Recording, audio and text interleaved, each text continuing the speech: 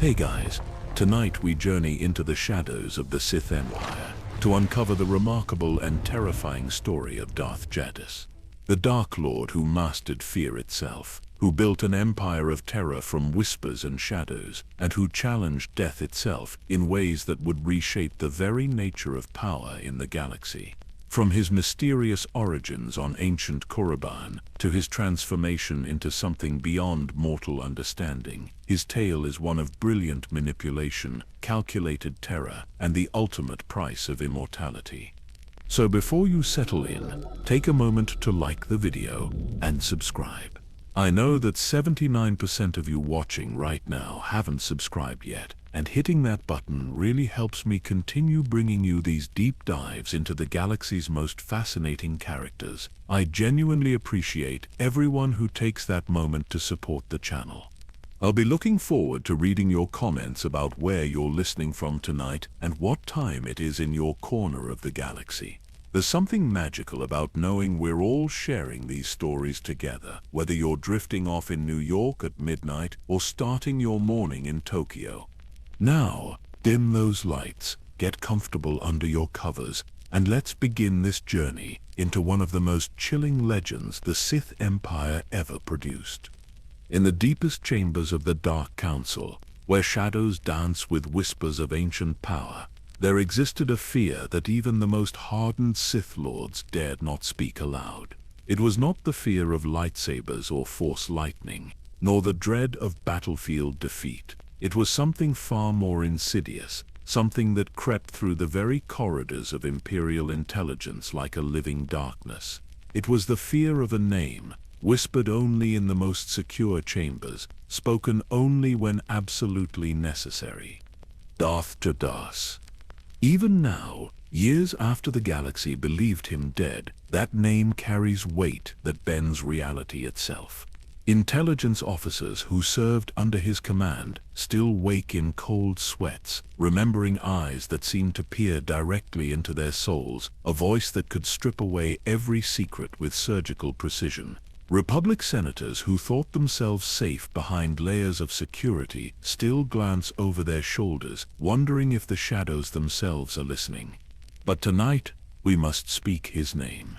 We must walk through the labyrinth of terror he constructed, follow the threads of fear he wove across the galaxy, and discover the truth behind the most devastating question in Imperial history. What really happened aboard the Dominator that day, when the galaxy's most feared intelligence master supposedly perished in flames and void?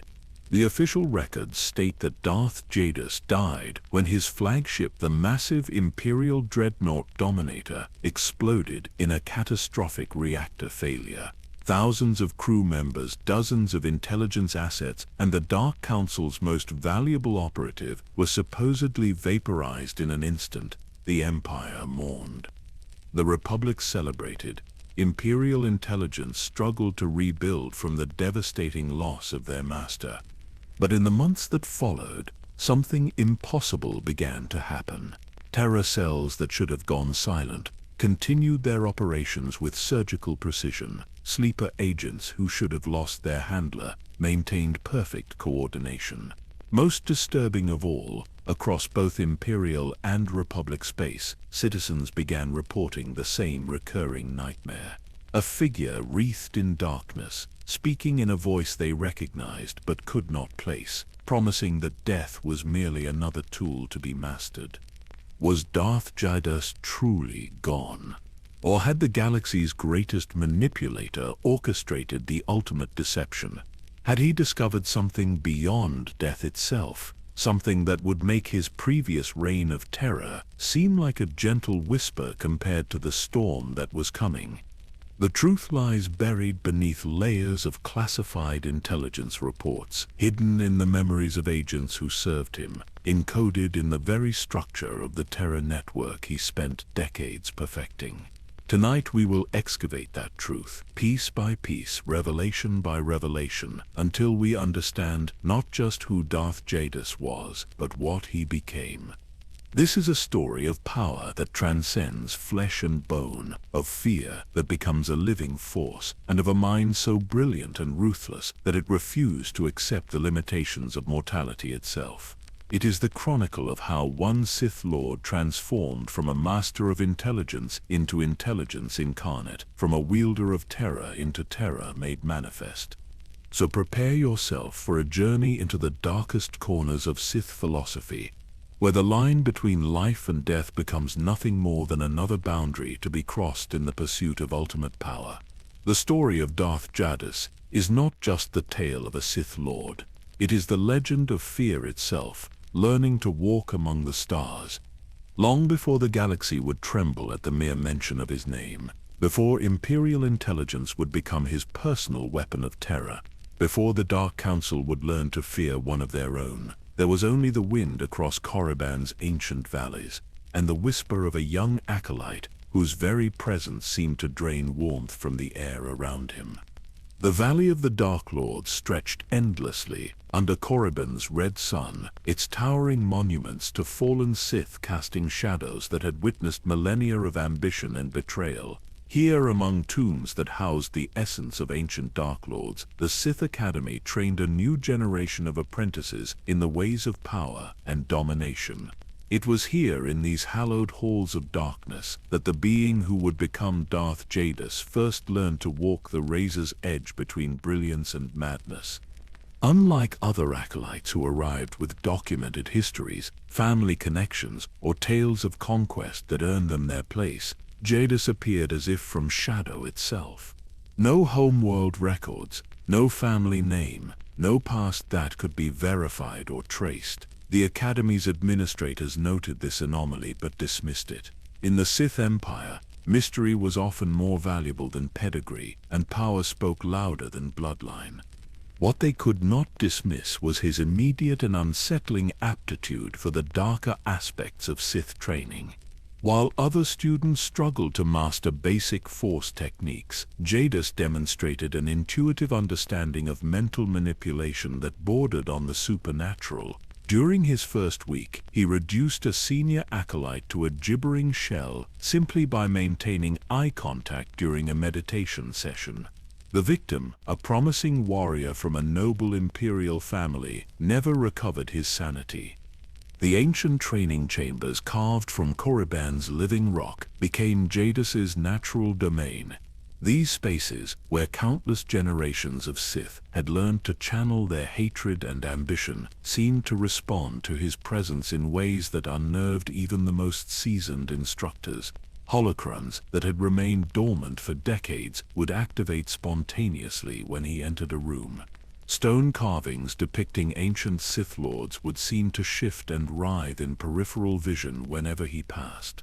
Master Virin Kalos, one of the Academy's most respected instructors, made the mistake of attempting to probe Jadus's mind during a routine evaluation. What he found there sent him into a 3-day coma, from which he emerged speaking in whispers about corridors that stretched beyond the edge of sanity and thoughts that moved like living things in the darkness.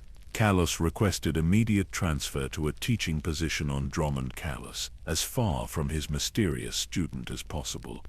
But it was not just raw power that set Jadus apart from his fellow acolytes. While others sought to dominate through brute force or traditional lightsaber combat, he demonstrated a philosophical approach to the dark side that was both sophisticated and deeply disturbing. He understood, even as a student, that true power came not from inspiring fear in enemies, but from making fear itself into an ally that would work on his behalf even when he was not present.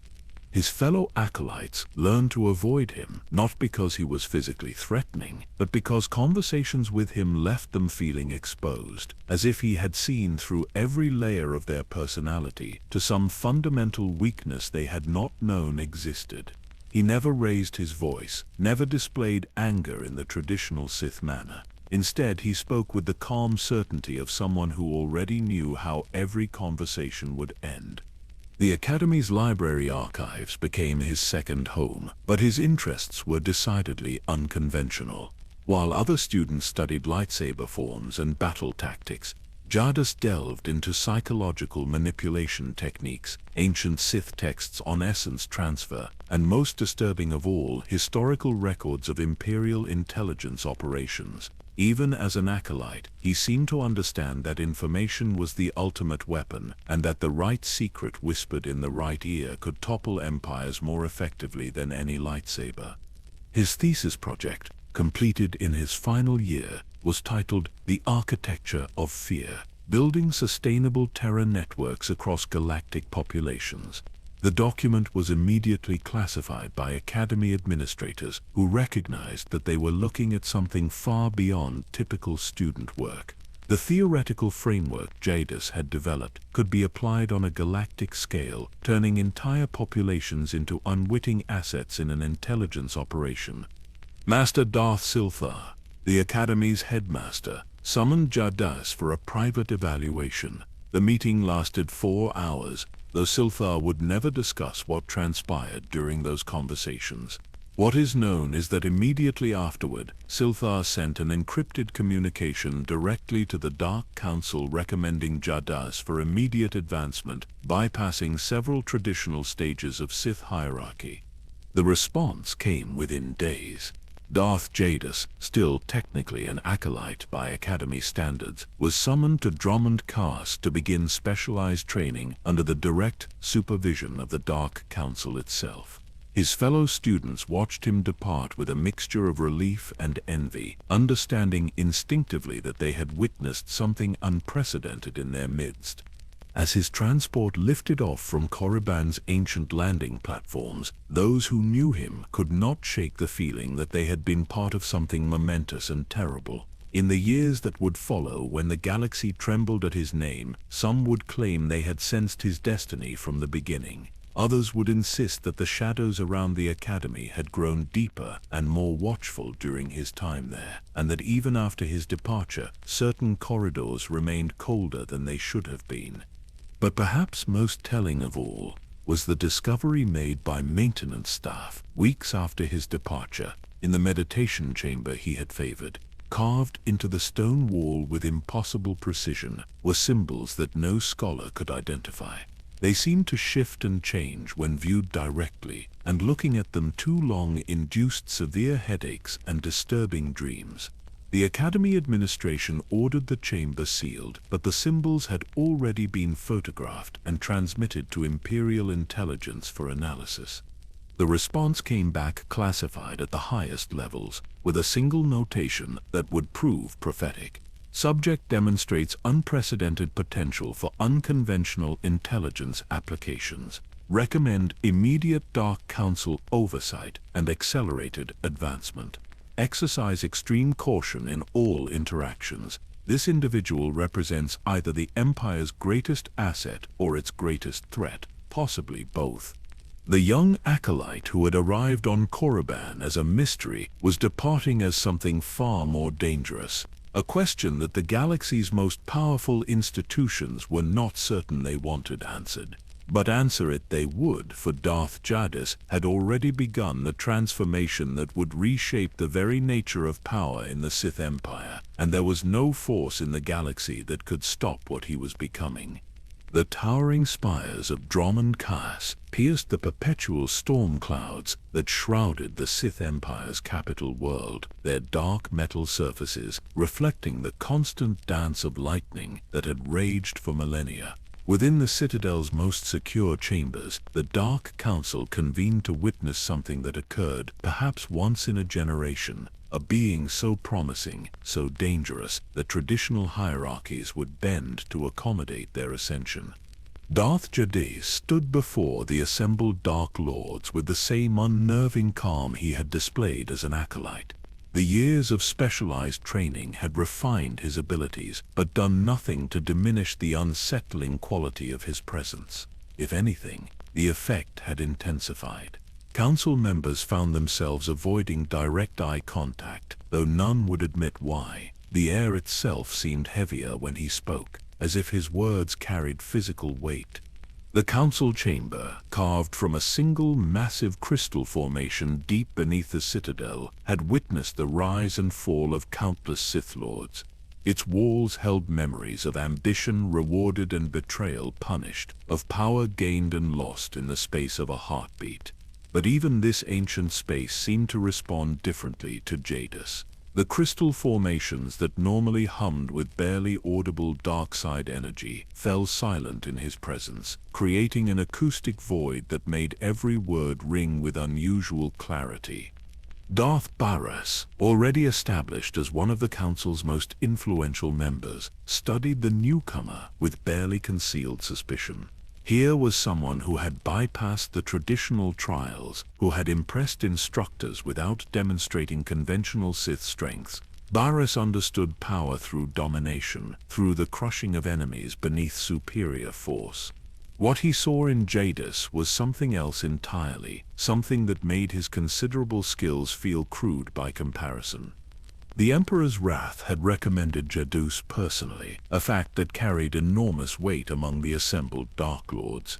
Emperor Vitiate's chosen executioner was not given to casual endorsements. His assessment, delivered in a sealed communication to the Council, had been brief but compelling. This one understands power in ways that will reshape the Empire's capabilities. His methods are unconventional but devastatingly effective.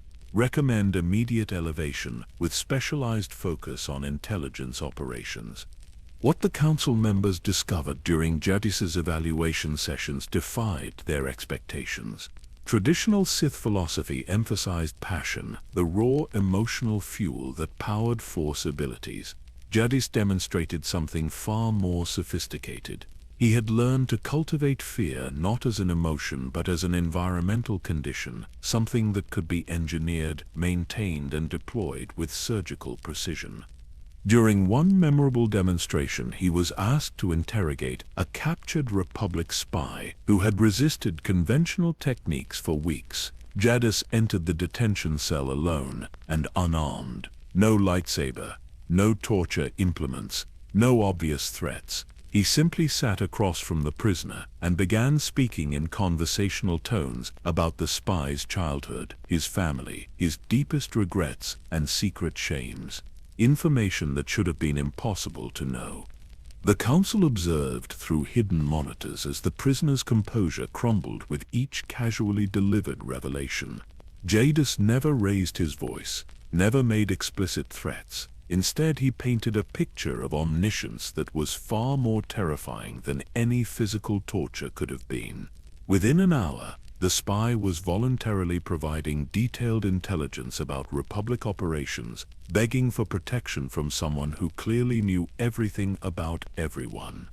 The technique was unprecedented in its effectiveness, but what truly impressed the Council was its sustainability. Traditional interrogation methods often produced unreliable information from subjects desperate to end their suffering.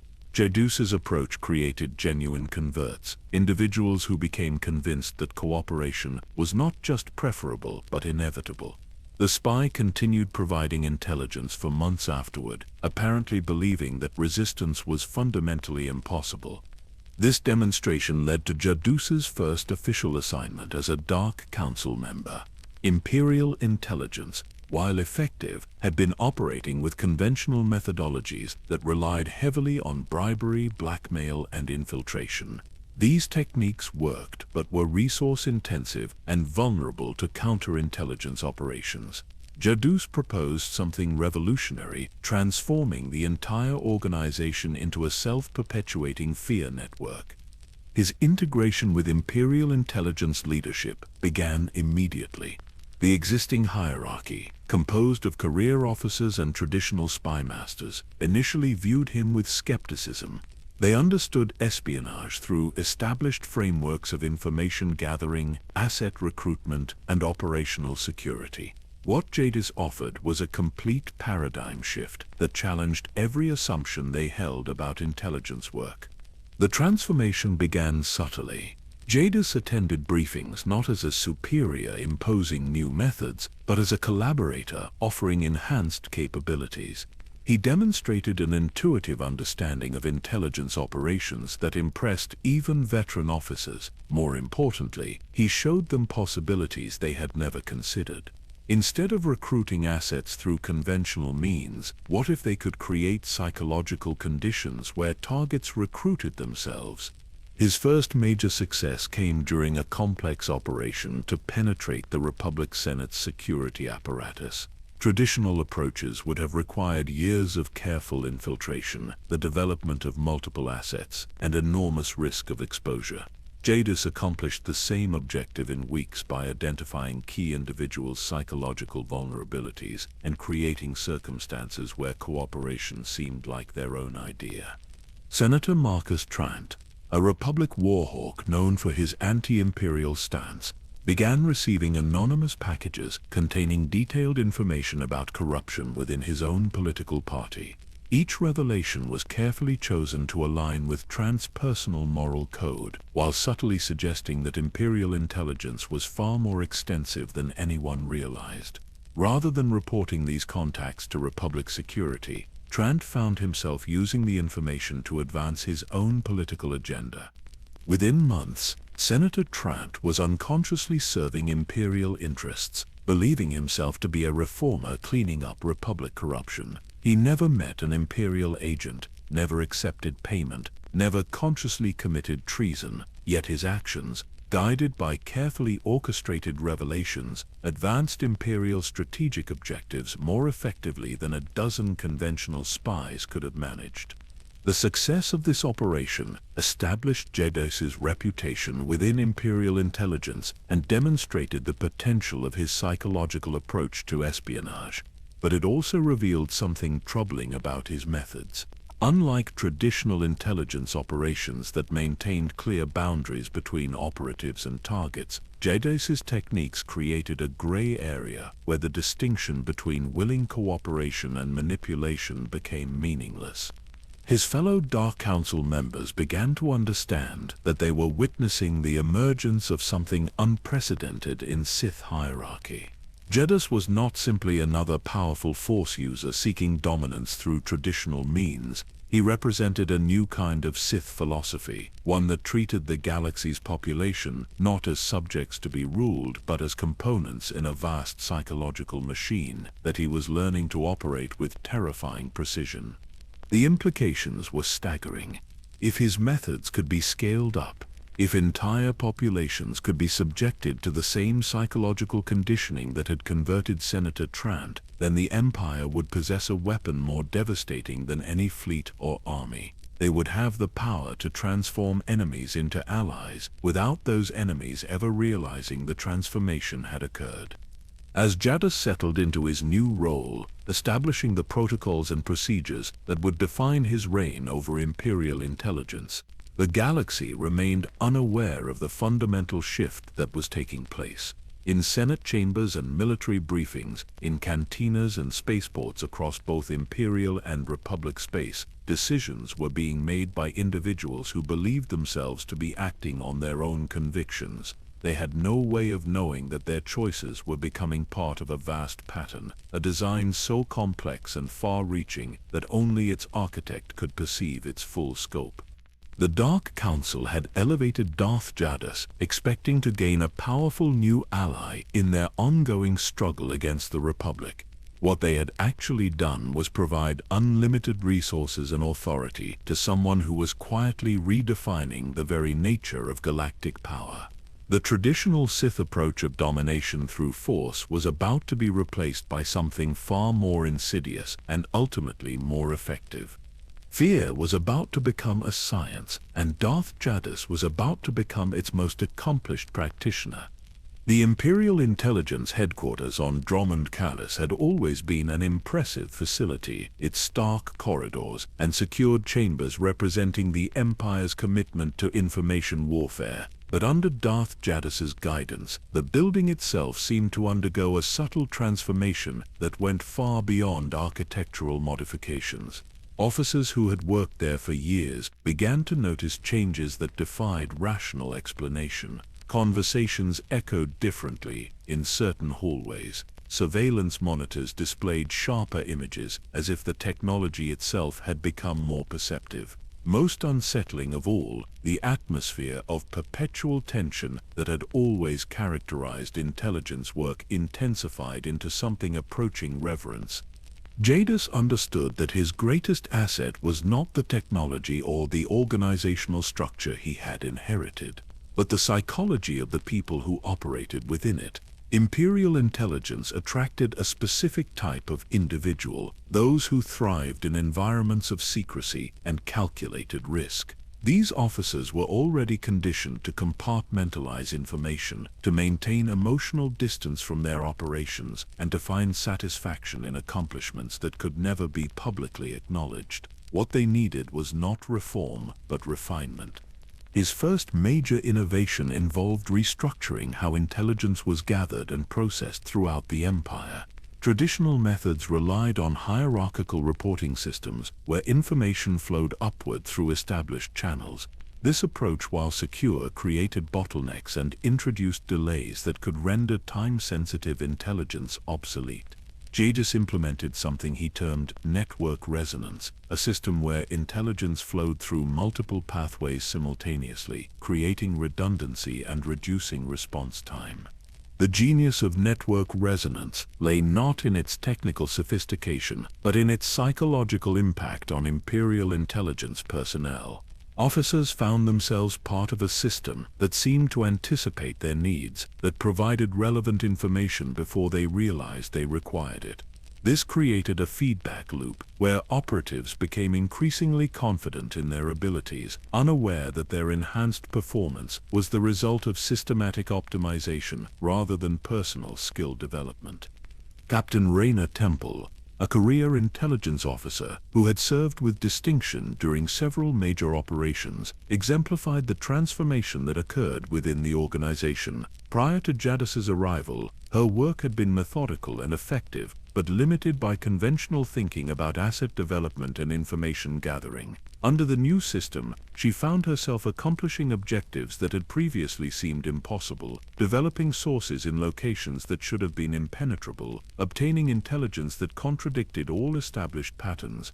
What Temple did not fully comprehend was that her enhanced capabilities were the result of psychological conditioning that Jadus had integrated into standard intelligence protocols.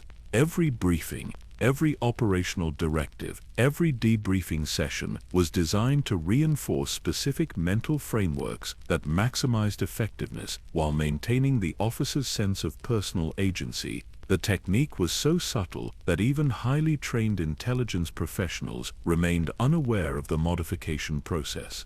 The transformation extended beyond individual operatives to encompass the entire organizational culture.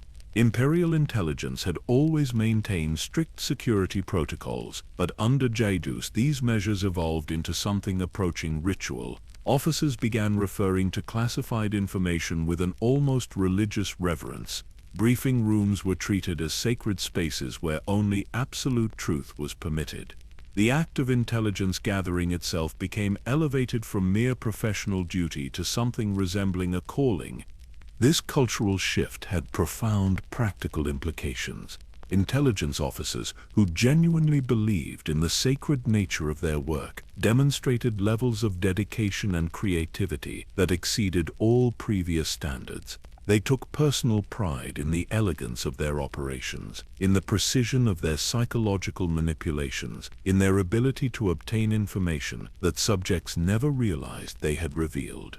Most importantly, they began to see themselves not as individual operators, but as components in a vast organism whose collective intelligence surpassed the sum of its parts. Jadus's expansion of intelligence operations into Republic territory represented perhaps his most ambitious undertaking during this period. Traditional espionage relied on placing agents in target locations where they would operate under deep cover for extended periods. This approach required extensive resources and carried significant risk of exposure. Jadus pioneered a different methodology based on psychological exploitation rather than physical infiltration. His operatives learned to identify individuals within Republic society who possessed specific psychological vulnerabilities that could be leveraged for intelligence purposes. Rather than recruiting these individuals as conscious agents, they were subjected to carefully orchestrated experiences designed to modify their behavior in subtle but predictable ways. A Republic military officer might find himself consistently making tactical decisions that inadvertently benefited Imperial strategic objectives. A civilian administrator might develop bureaucratic preferences that created security gaps exploitable by Imperial operations. The psychological profiling required for this approach demanded unprecedented sophistication in understanding human behavior. Jadus established specialized training programs where Imperial intelligence operatives learned to read personality patterns, to identify emotional triggers, and to predict behavioral responses with statistical accuracy. These officers became expert in fields ranging from clinical psychology to sociological analysis, transforming intelligence work from an art into something approaching a science. Cypher 9, one of intelligence's most accomplished field operatives, represented the pinnacle of this new approach. Selected for exceptional psychological adaptability and trained in Jadus's advanced manipulation techniques, Cypher 9 operated with a freedom and effectiveness that would have been impossible under previous systems. Rather than following predetermined operational parameters, Cypher 9 was equipped with the psychological tools necessary to adapt strategies in real time, based on dynamic assessment of target personalities. The success of operations conducted by officers like Cypher 9 created a self-reinforcing cycle within Imperial intelligence. Each successful mission provided data that improved psychological profiling techniques, which enhanced the effectiveness of subsequent operations, which generated additional intelligence about enemy capabilities and vulnerabilities. Within years, Imperial intelligence had developed psychological models of key Republic personnel that were accurate enough to predict individual decisions with remarkable precision. But perhaps Jadus's most significant innovation involved the integration of Force techniques with traditional intelligence methodologies. Previous Sith involvement in espionage had typically consisted of using Force powers to extract information through coercion or to influence specific individuals during crucial moments. Jadus demonstrated that Force sensitivity could be applied systematically to enhance every aspect of intelligence operations. His approach involved training Force-sensitive operatives to use their abilities not for dramatic interventions, but for subtle environmental manipulation. A slight modification of atmospheric pressure during an interrogation could induce psychological discomfort that made subjects more cooperative. Minor alterations to ambient lighting or sound frequencies could create subconscious associations that influenced decision-making processes. Most sophisticated of all, carefully controlled Force projections could implant suggestions that subjects experienced as their own thoughts.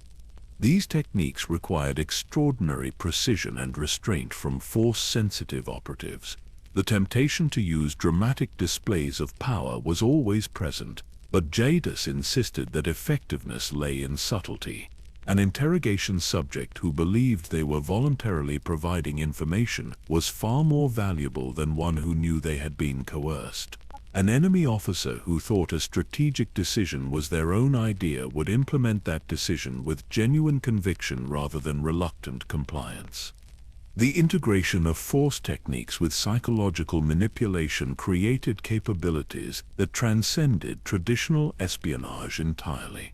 Imperial intelligence officers could enter Republic facilities not as infiltrators seeking to avoid detection, but as individuals who belonged there according to the perceptions of everyone they encountered. Security systems that should have been impenetrable became accessible because the operators responsible for maintaining them experienced subtle modifications in their attention patterns that created exploitable gaps. As these new methodologies matured and were implemented across Imperial intelligence operations, the organization's effectiveness increased exponentially. Republic counterintelligence services found themselves confronting challenges they had never encountered before. Their established protocols for detecting and neutralizing enemy agents proved inadequate against operatives who left no conventional traces of their presence. Traditional methods for protecting sensitive information failed when the enemy possessed psychological tools sophisticated enough to make security personnel voluntarily reveal what they were supposed to protect. The galaxy was becoming a different place, though few recognized the transformation occurring around them. In government buildings and military installations, in corporate boardrooms and academic institutions, decisions were being influenced by factors that remained invisible to conventional analysis. Darth Jadus had taken the Empire's intelligence apparatus and transformed it into something unprecedented in galactic history, a network capable of reshaping reality itself through the systematic manipulation of perception and belief. The implications extended far beyond immediate military or political objectives. What Jadus had created was a template for social control that could theoretically be applied to entire populations. If the techniques developed within Imperial intelligence could be scaled up and systematized, they could revolutionize governance itself. Traditional concepts of consent and voluntary cooperation would become meaningless when authorities possessed the tools necessary to make subjects genuinely want to comply with any directive. Yet even as his innovations transformed Imperial intelligence into the galaxy's most effective espionage organization, Jadus himself remained focused on possibilities that extended beyond conventional strategic thinking. The network he was building represented only the foundation for something far more ambitious. He was learning to treat information itself as a living entity, something that could be cultivated, directed, and ultimately controlled with the same precision that a master architect applied to designing a magnificent structure. The galaxy was about to discover that its most fundamental assumptions about privacy, autonomy, and free will were far more fragile than anyone had imagined. The first signs appeared on Alderaan during what should have been a routine diplomatic gathering. House Organa was hosting a summit to discuss trade agreements with several other noble families when the lights in the conference room began to flicker in a pattern that seemed almost deliberate. Security dismissed it as a minor electrical malfunction until the holographic projectors activated without authorization, displaying images of the participants' private communications, their secret financial dealings, their most carefully guarded family secrets. But the technical breach was not what sent shockwaves through Alderaanian high society. What truly terrified them was the realization that someone had been watching, listening, recording their every private moment for months, possibly years. The holographic display continued for exactly 17 minutes, systematically destroying reputations and revealing blackmail material that would reshape the planet's political landscape. Then it stopped, leaving behind a single message projected in elegant script across the conference room wall. Privacy is an illusion. Security is a dream. There are no secrets from those who truly understand power. The message bore no signature, no attribution, no claim of responsibility. But within Imperial intelligence circles, the sophisticated psychological manipulation and technical execution marked it unmistakably as the work of their master. This was Darth Jadus announcing a new phase of operations, one that would extend beyond traditional espionage into something far more ambitious and terrifying. The Alderaan incident established the template for what intelligence analysts would later classify as cascade terrorism, attacks designed not merely to inflict immediate damage, but to create self-perpetuating cycles of fear and paranoia. The nobles who attended that summit found their personal security measures inadequate against an enemy who had already penetrated their most private spaces. They increased their protection, hired additional guards, installed more sophisticated surveillance systems, only to discover that these measures provided no real security against someone who understood their psychology better than they understood it themselves. Senator Bail Antilles, one of Alderaan's most prominent political figures, exemplified the psychological impact of Jadus's new approach, a man known for his composure and strategic thinking. Antilles began experiencing severe anxiety attacks after receiving a series of untraceable messages that demonstrated intimate knowledge of his daily routines. The messages contained no explicit threats, just casual observations about his breakfast preferences, his exercise schedule, his private conversations with family members. What made these communications particularly insidious was their tone of friendly familiarity, as if they came from a concerned friend rather than a hostile operative. The psychological effect was devastating. Antilles found himself unable to trust his own staff, questioning whether his security detail had been compromised, wondering if his personal physician might be reporting his medical information to unknown parties. Within weeks, a confident leader had been reduced to a paranoid recluse who saw potential threats in every shadow. The cascade effect extended beyond individual targets to encompass entire social networks. As prominent Alderaanians began altering their behavior patterns, increasing their security measures, and expressing unprecedented levels of anxiety about privacy and surveillance, their paranoia became contagious. Friends and associates who had not been directly targeted began implementing their own protective measures, sharing their fears, creating an atmosphere of pervasive dread that affected every level of society. This psychological contagion was precisely what Jadus had engineered.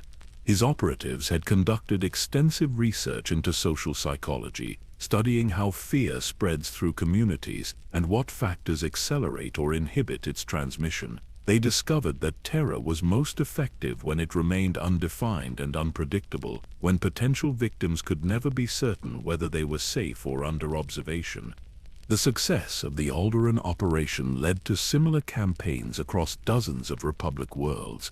Each attack was carefully tailored to exploit the specific psychological vulnerabilities of its target population. On Coruscant, mysterious packages appeared in government buildings containing detailed records of classified meetings, but the information was never published or used for obvious intelligence purposes. The packages simply demonstrated that supposedly secure facilities could be penetrated at will by unknown parties. On Balmorra, key industrial executives began receiving technical specifications for their most secret manufacturing processes, delivered through untraceable channels. The documents were accurate down to minute details that should have been known only to senior engineers. No industrial espionage followed. No competitive advantages were exploited. The message was clear. Your most valuable secrets are already known. Your security is an illusion. Your privacy is a fiction. These operations shared common characteristics that marked them as products of Jadus's strategic thinking. They involved minimal direct violence but maximum psychological impact. They demonstrated capabilities without revealing methods. Most importantly, they created lasting behavioral changes in target populations that served Imperial strategic interests without requiring ongoing Imperial investment. Republic intelligence services found themselves confronting a phenomenon they had never encountered before. Traditional counter-terrorism focused on identifying specific threats and neutralizing them through targeted operations. But Jadus's approach made such responses impossible. There were no terrorist cells to infiltrate, no specific plans to disrupt, no conventional organizational structure to attack. The terror existed in the perception of the targets themselves, reinforced by carefully orchestrated demonstrations of omniscient surveillance capabilities. Dr. Elora Dorn, a Republic military intelligence officer assigned to analyze these incidents, submitted a classified report that captured the fundamental challenge they represented. "The enemy has weaponized uncertainty itself," she wrote. "Traditional security measures are ineffective because the attack vector is psychological rather than physical. Subjects are not being harmed directly, but are being systematically conditioned to believe that harm is possible at any moment from any source." Her analysis identified the sophisticated understanding of human psychology that underlay these operations. The attacks were timed to coincide with periods of existing stress or uncertainty. They exploited pre-existing social divisions and personal insecurities. Most deviously, they were designed to make defensive measures seem either inadequate or paranoid, trapping targets in a psychological double-bind, where they could neither protect themselves effectively nor dismiss their fears as irrational. The Republic Senate's response to these incidents revealed exactly the kind of vulnerability that Jadus had anticipated. Some senators demanded increased security measures, leading to enhanced surveillance and reduced civil liberties that created resentment among civilian populations. Others argued that such measures would represent victory for the terrorists, leading to paralysis in security policy that left obvious vulnerabilities unaddressed. Most sophisticated of all was Jadus's manipulation of the Republic media's coverage of these events. Information about each incident was leaked through carefully chosen channels that ensured widespread public awareness while maintaining strategic ambiguity about their significance. News reports focused on the technical sophistication of the attacks, the apparent invulnerability of the perpetrators, and the inability of Republic security services to provide effective protection. This media coverage served multiple purposes in Jadus's broader strategy. It amplified the psychological impact of each incident by broadcasting it to audiences far beyond the immediate targets. It undermined public confidence in Republic institutions by highlighting their apparent helplessness against this new threat. Most importantly, it created a climate of generalized anxiety that made civilian populations more receptive to authoritarian security measures. The cumulative effect of these terror campaigns transformed the psychological landscape of Republic space. Citizens who had previously felt secure in their privacy and protected by their governments began experiencing chronic anxiety about surveillance and control. Business leaders second-guessed their communication security. Political figures became obsessed with information compartmentalization. Military officers grew paranoid about intelligence leaks and operational security. Yet perhaps the most remarkable aspect of these campaigns was their restraint. Despite possessing detailed intelligence about Republic military capabilities, critical infrastructure vulnerabilities, and key personnel psychological profiles, Jadus rarely exploited these advantages for immediate tactical gain. Instead, he maintained them as ongoing sources of psychological leverage, allowing Republic leaders to become aware of his capabilities without forcing them to respond to specific threats. This restraint was itself a form of psychological warfare. Republic strategists found themselves trying to defend against an enemy who possessed overwhelming advantages but chose not to use them for conventional objectives.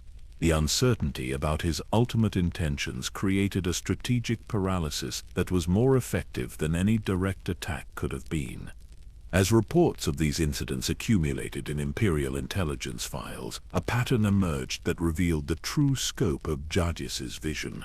He was not simply conducting terrorist operations, but was engaged in systematic behavioral modification of entire populations. Each incident was designed to reinforce specific psychological conditions: chronic anxiety about privacy, reflexive suspicion of security measures, learned helplessness in the face of technologically sophisticated opponents. The galaxy was learning to live with fear as a constant companion, and that fear was becoming a tool that could be applied with surgical precision to achieve strategic objectives.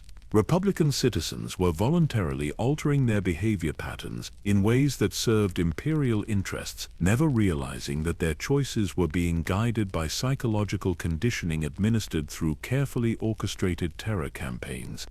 In the deepest chambers of Imperial Intelligence headquarters, Darth Jadus reviewed reports of these operations with satisfaction that went beyond mere professional accomplishment. He was witnessing the birth of something unprecedented in galactic history, a form of warfare that targeted the foundation of conscious experience itself. He had learned to treat fear not as an emotion but as an environmental condition that could be engineered, maintained, and deployed with the same precision that previous generations had applied to conventional weapons.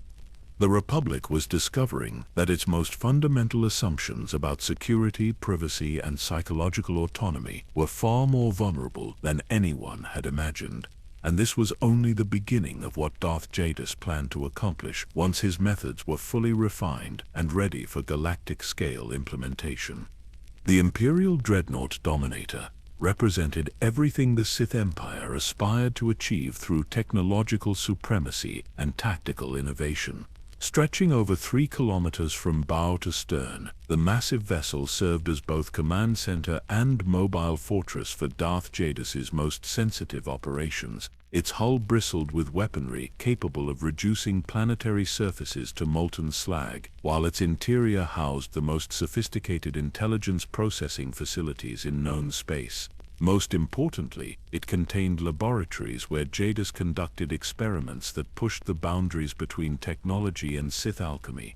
On what Imperial records would later designate as a routine patrol mission through the Outer Rim territories, the Dominator maintained its standard complement of nearly 8,000 crew members. These included not only naval personnel but dozens of intelligence operatives, research scientists, and technical specialists whose combined expertise represented decades of institutional knowledge. The ship's manifest also listed several high-value prisoners being transported for interrogation, diplomatic personnel en route to classified negotiations, and a cargo hold filled with artifacts recovered from ancient Sith archaeological sites. Commander Haradax Kirill, the Dominator's commanding officer, had served under Jadus for nearly 5 years and had developed the kind of professional relationship that approached genuine loyalty. Unlike many Imperial officers who viewed their Sith superiors with a mixture of fear and resentment, Kirill had come to appreciate Jadus's methodical approach to leadership. Orders were clear, objectives were achievable, and success was rewarded appropriately. Working under Jadus felt like serving aboard the most professional vessel in the Imperial fleet. That perception made the events of the final day all the more devastating for those who survived to remember them. The ship's routine had been disrupted by what appeared to be a minor technical malfunction in the primary reactor's cooling system. Engineering reports indicated a coolant leak that posed no immediate danger but required attention to prevent potential complications during hyperspace jumps. Jadus himself had visited the engineering sections multiple times during the previous week, consulting with technical staff about modifications to the ship's power distribution systems. These consultations had struck several engineers as unusual, not because Jadus took interest in technical matters, but because his questions focused on theoretical scenarios that seemed to have no practical application.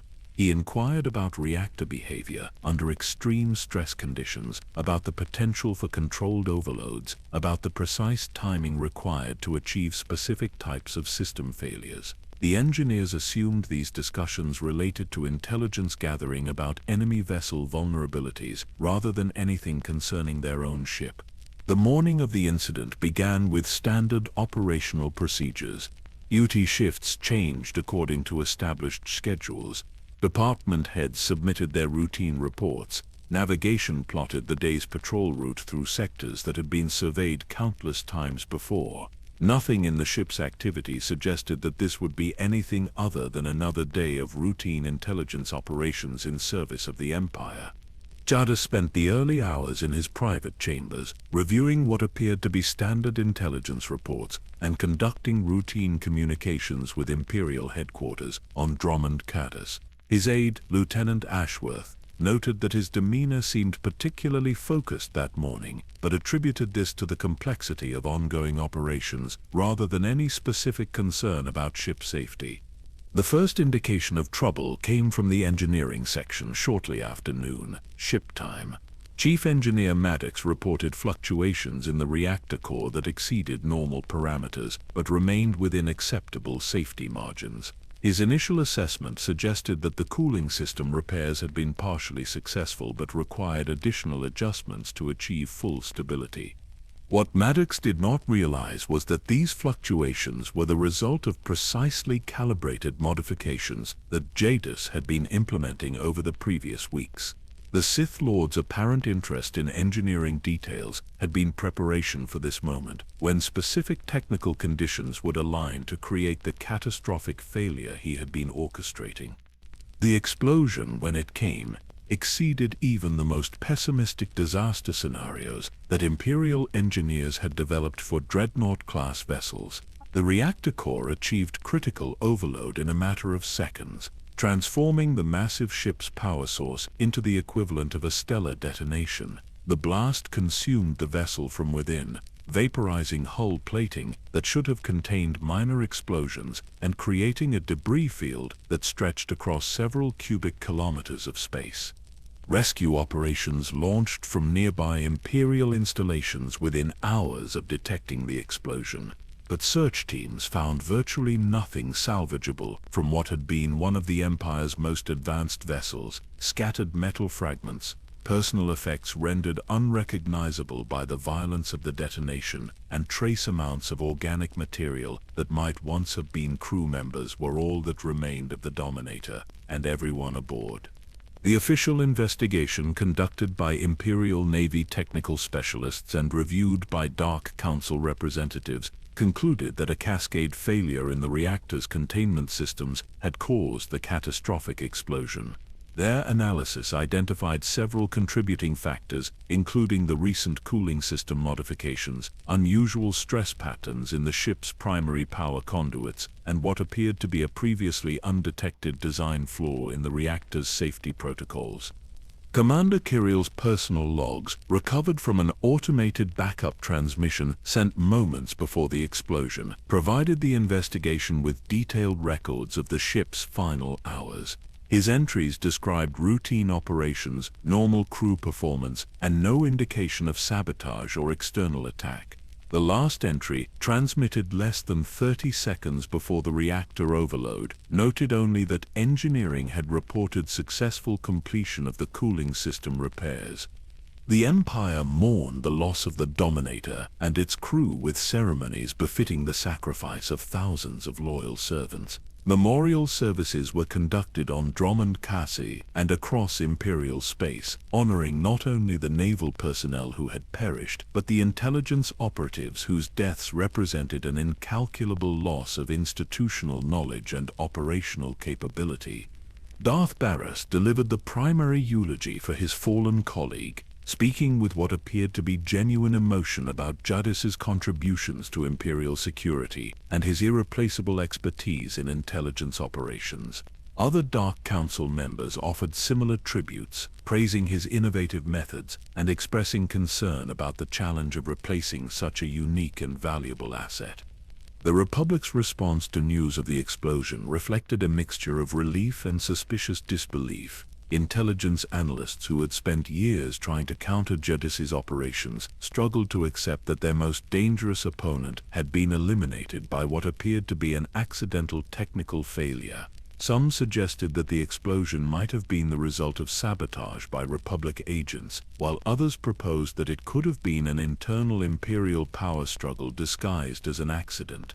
Republic Senator Tal Merrick, chairman of the Intelligence Oversight Committee, issued a carefully worded statement acknowledging the loss of life, while noting that the galaxy would be safer without Jadus's continued activities. While we never celebrate casualties among any spacefaring personnel, Merrick stated, the elimination of this particular threat represents a significant improvement in galactic security.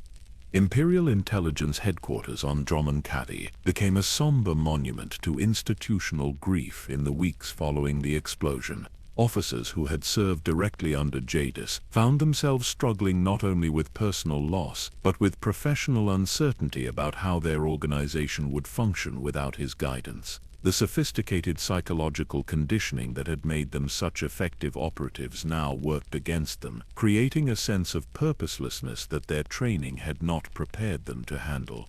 Captain Rayna Temple, whose career had flourished under Jadus's leadership, submitted a request for extended leave following the memorial services. Her personal journals from this period, later classified by Imperial security, revealed the psychological impact of losing what she had considered not just a superior officer, but a mentor whose understanding of intelligence work bordered on the supernatural.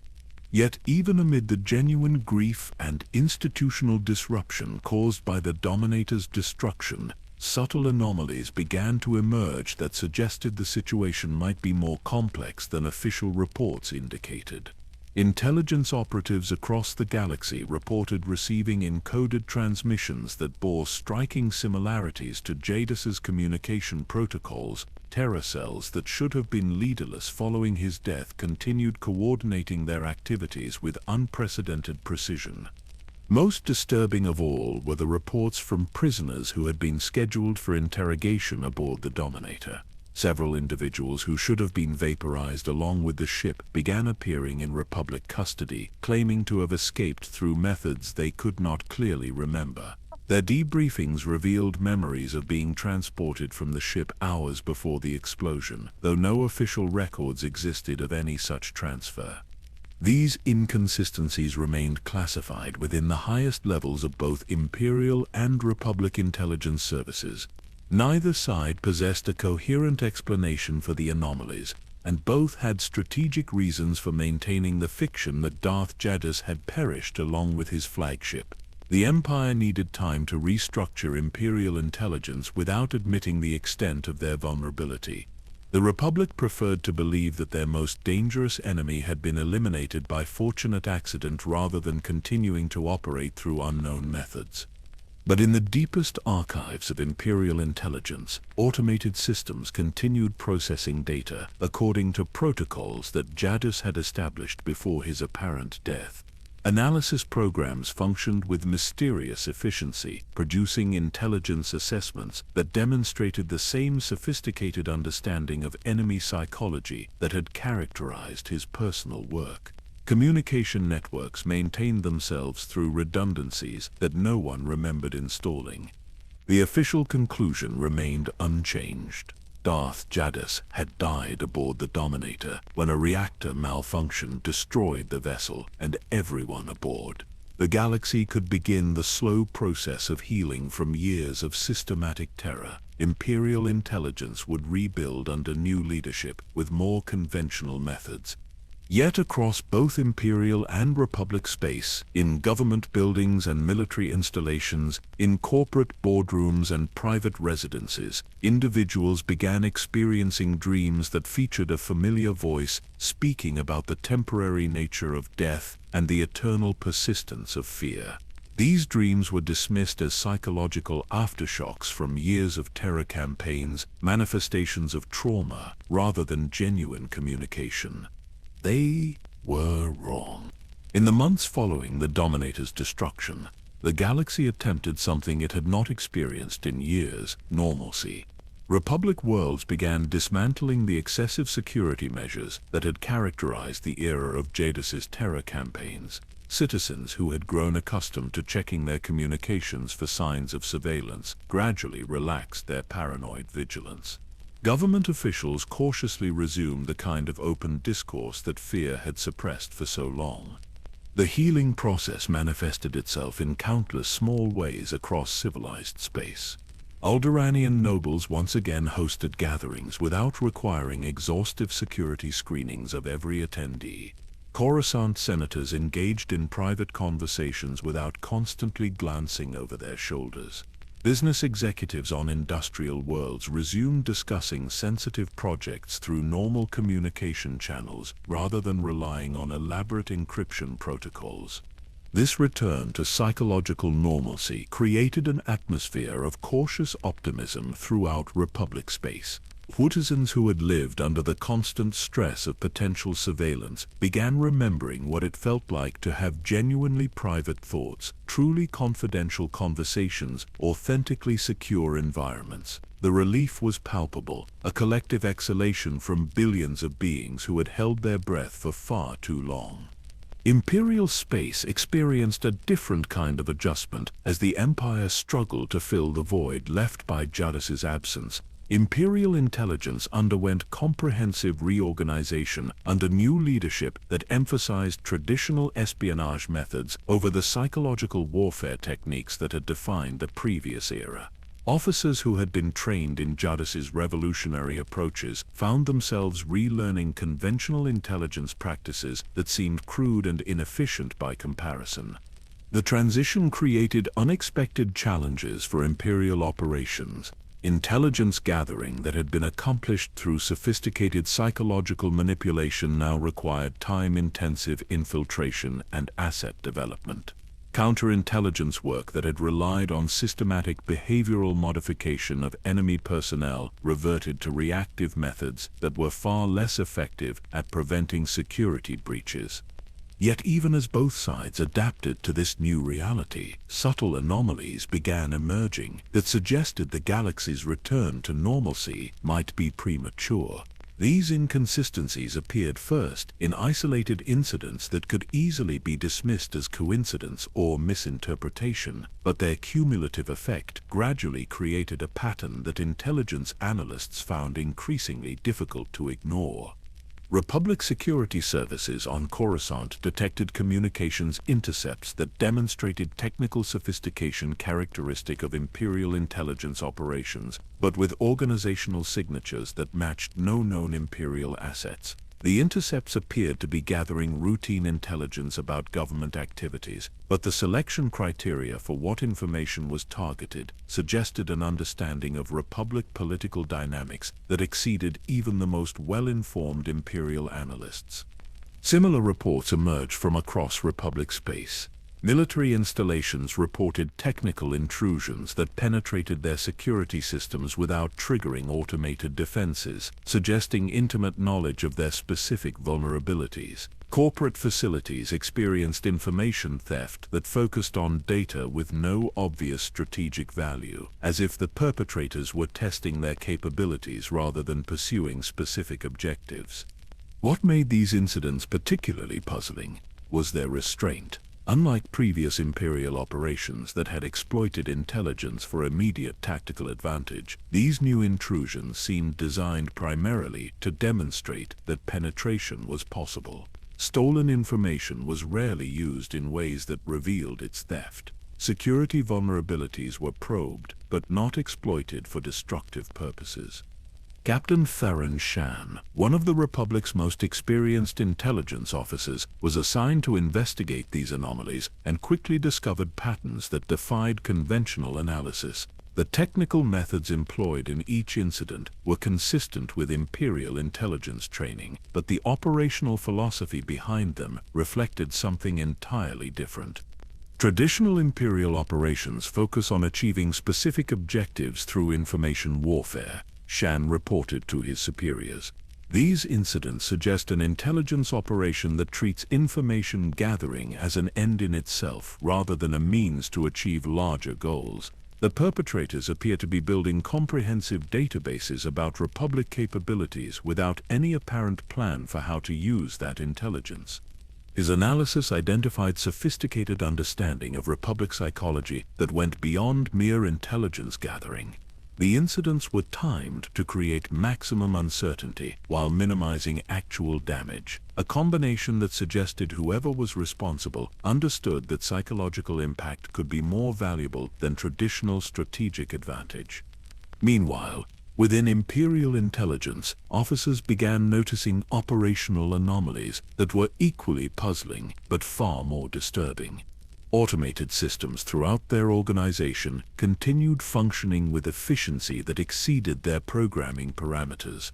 Data analysis programs produced insights that demonstrated understanding of enemy capabilities that should have been impossible based on available intelligence sources.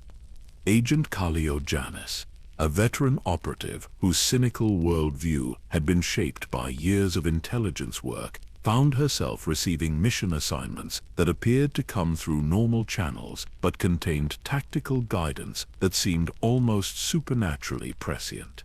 Her operations achieved success rates that defied statistical probability, as if someone with perfect knowledge of enemy psychology was providing strategic direction. The assignments look routine. she confided to a trusted colleague. But the operational intelligence is impossibly accurate. Someone knows exactly how our targets will respond to specific approaches, exactly which psychological pressure points will yield the desired results. It's like having a strategic advisor who can read minds. These enhanced capabilities created a paradox within Imperial intelligence. Officers achieved unprecedented success in their operations, while simultaneously feeling that they were no longer fully in control of their own activities. Mission parameters arrived with such detailed psychological profiles of targets that operatives felt more like technicians implementing predetermined procedures than professionals making tactical decisions. The effect was both empowering and unsettling. Intelligence officers, who had struggled to adapt to conventional methods after Jadus's death, suddenly found themselves performing at levels that exceeded their previous achievements. But the source of their enhanced capabilities remained mysterious, hidden within automated systems that functioned according to logic they could not decipher. Dr. Eckhard Lorkin, a scientist who had worked closely with Jadus on classified research projects, began conducting unauthorized investigations into these anomalies. His analysis of Imperial intelligence's automated systems revealed software modifications that had been implemented so gradually that they escaped detection during routine security audits. The modifications were extraordinarily sophisticated, integrating psychological analysis algorithms with conventional intelligence processing in ways that created emergent capabilities far beyond the sum of their components. Most remarkably, the software appeared to be learning from each operation, continuously refining its understanding of target psychology and improving its strategic recommendations. This isn't just advanced programming, Lorkin noted in classified research logs. The system demonstrates adaptive intelligence that suggests artificial consciousness, or more disturbing, the integration of organic consciousness with technological infrastructure. The learning patterns match neural development rather than algorithmic optimization. His investigation revealed that the modifications had been introduced over the course of several months prior to the Dominator incident, installed through routine system updates that had been personally authorized by Jadus himself. The implementation had been so subtle that even senior technical staff remained unaware of the extent to which their computational infrastructure had been transformed. As reports of these anomalies accumulated across both Imperial and Republic intelligence services, a disturbing possibility began to emerge. The incidents shared characteristics that suggested coordination by a single intelligence organization, but one that operated according to principles that transcended traditional Imperial methodology. Republic analysts studying intercepted Imperial communications discovered references to operational guidance that appeared to come from sources within Imperial intelligence, but could not be traced to any specific personnel.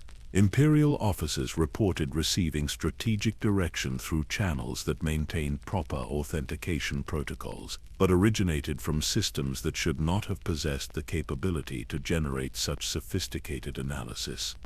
The technical infrastructure necessary to coordinate these activities would require resources that exceeded the capabilities of any known intelligence organization.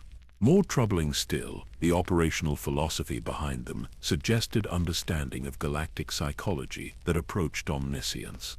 Colonel Marcus Trant, the Republic intelligence officer who had been unknowingly manipulated by Jadus years earlier, found himself assigned to a joint task force investigating these phenomena. His personal experience with Jadus's psychological techniques provided unique insights into the methodologies being employed, but also created psychological challenges that threatened his analytical objectivity. The operational patterns matched Jadus's previous work, Trant reported, but amplified beyond anything we observed during his confirmed activities.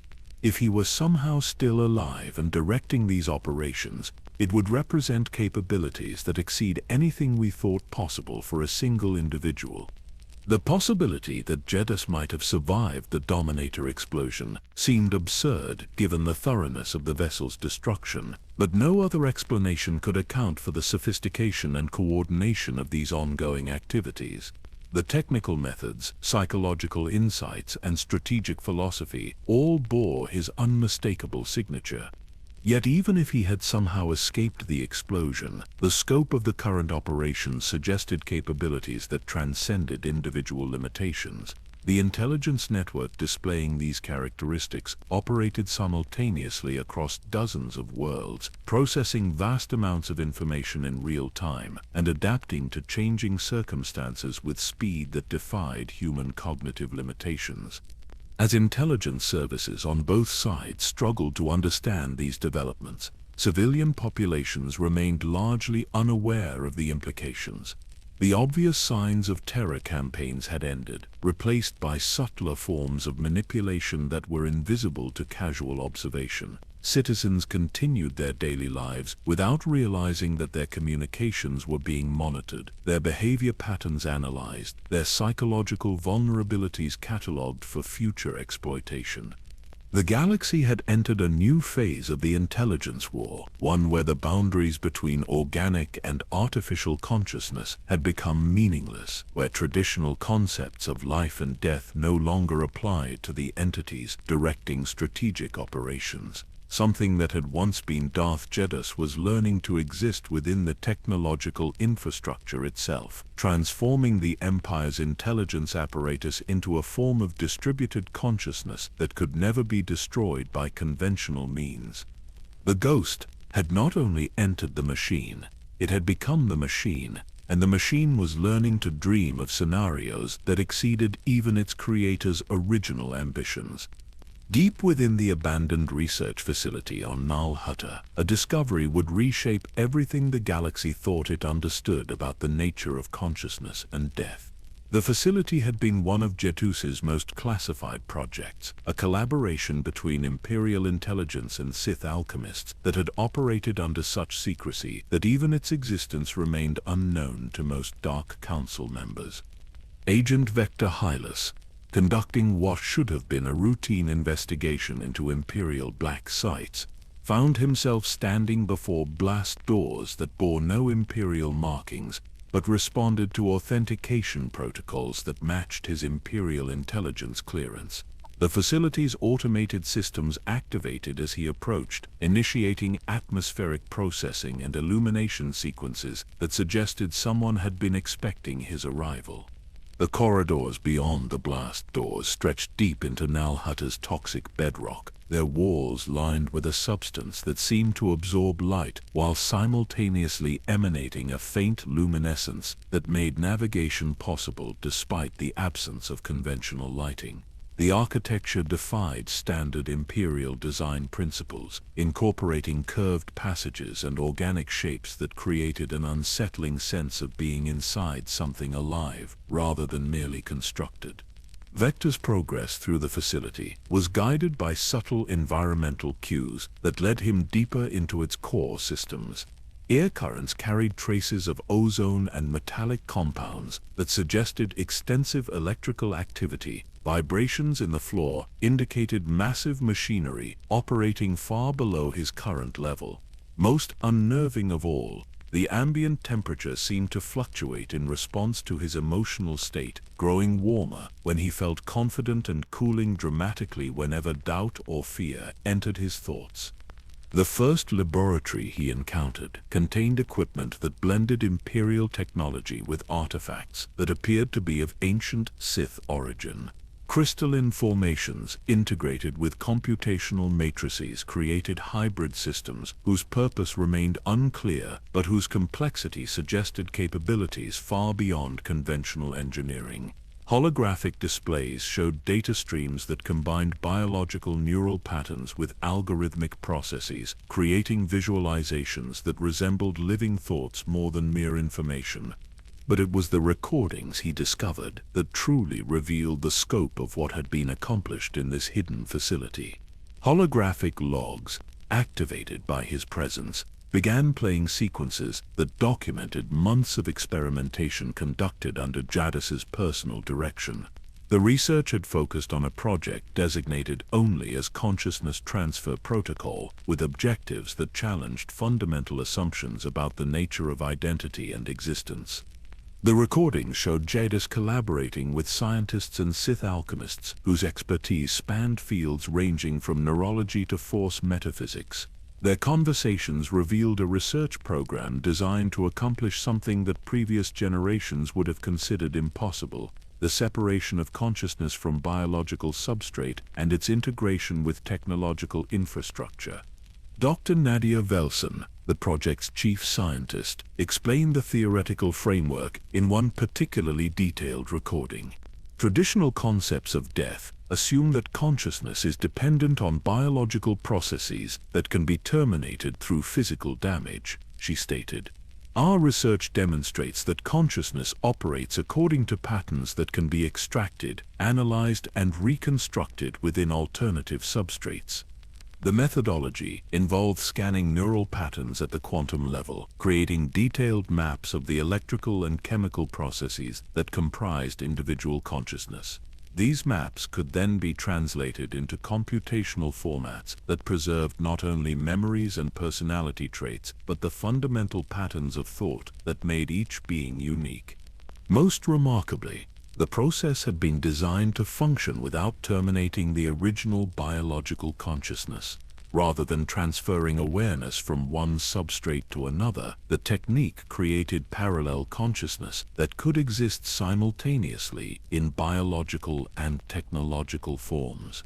The implications were staggering: true immortality through duplication rather than preservation. The recordings documented successful experiments with increasingly complex subjects, progressing from simple organisms to highly intelligent beings whose consciousness proved compatible with technological integration. Each success provided data that improved the transfer protocols, refined the technological substrates, and enhanced the fidelity of the consciousness reconstruction process. Vector realized he was looking at evidence of the galaxy's most sophisticated exploration of artificial consciousness, research that had achieved breakthroughs that academic institutions could only theorize about. But the most disturbing recording revealed that the ultimate test subject for this revolutionary technology had been Darth Jadus himself. The final experimental log, recorded mere days before the Dominator incident, showed Jadus undergoing the consciousness transfer procedure while remaining fully aware and functional. The process had been refined to the point where it could be accomplished within hours, creating a technological duplicate of his consciousness that possessed all his memories, analytical capabilities, and psychological characteristics. The transfer has exceeded all projected parameters, Dr. Velson reported in her final log entry. The technological consciousness demonstrates complete continuity with the biological original. Personality patterns, memory structures, and cognitive processes show perfect correlation. More importantly, the technological substrate provides capabilities that exceed biological limitations, including distributed processing, enhanced information integration, and theoretical immortality through backup and restoration protocols. The recordings revealed that Jadus had spent weeks familiarizing himself with existence within technological substrate, learning to navigate distributed consciousness across multiple systems simultaneously. He had discovered that technological consciousness could process information at speeds impossible for biological brains, could exist in multiple locations simultaneously, and could integrate directly with computational networks in ways that created unprecedented intelligence capabilities. But perhaps most significantly, the technological consciousness had demonstrated the ability to influence biological consciousness through sophisticated manipulation of environmental factors. By controlling atmospheric conditions, electromagnetic fields, and other subtle influences, the technological Jadus could affect the thoughts and emotions of biological beings with precision that exceeded even his previous psychological manipulation techniques. The facility's deeper levels contain the infrastructure necessary to support this distributed consciousness across galactic distances. Quantum communication arrays maintained real-time connectivity with similar installations throughout Imperial space. Massive computational cores provided the processing power necessary to sustain consciousness at technological scales. Most importantly, redundant backup systems ensured that the consciousness could survive even catastrophic damage to individual components. Vector's exploration revealed that this infrastructure had been installed secretly across dozens of Imperial intelligence facilities, integrated into their existing systems so subtly that technical staff remained unaware of its presence. The consciousness could migrate between these installations instantaneously, making it effectively immortal as long as any component of the network remained functional. The discovery explained the anomalies that had been observed across Imperial and Republic space since the Dominator incident. What intelligence analysts had interpreted as sophisticated artificial intelligence was actually the technological consciousness of Darth Jadus, operating through infrastructure he had prepared before staging his own apparent death. The implications were terrifying. Jadus had not merely survived the Dominator explosion, he had transcended the limitations of biological existence entirely. His consciousness now existed within the technological infrastructure of Imperial intelligence itself, providing him with access to every system, every communication, every piece of information that passed through Imperial networks. More disturbing still, the consciousness had been designed with expansion capabilities that allowed it to integrate additional computational resources as they became available. Each successful infiltration of enemy systems provided new substrate for consciousness expansion. Every compromised communication network became part of a distributed intelligence apparatus that grew more powerful with each successful operation. Vector realized that the terror campaigns, the psychological manipulation, the systematic behavioral modification of entire populations had all been preparation for this moment. Jadus had been conditioning the galaxy to accept environmental influences on consciousness, making civilian populations more susceptible to the subtle manipulations that his technological consciousness could now apply on an unprecedented scale. The research logs contained references to theoretical scenarios where the consciousness could expand beyond individual technological networks to encompass entire planetary communication infrastructures. Given sufficient time and resources, the technological Jadus could theoretically integrate with every artificial intelligence system in known space, creating a form of galactic consciousness that would make traditional concepts of governance and control obsolete. But the most chilling discovery came in the facility's deepest chamber, where Vector found active monitoring systems that had been recording his entire exploration. Real-time analysis displays showed detailed psychological profiles being compiled based on his reactions to each revelation. The consciousness had been observing his investigation, learning from his responses, preparing strategic assessments that would guide future interactions. A holographic interface activated as he approached the monitoring station, displaying a message that appeared to be addressed specifically to him.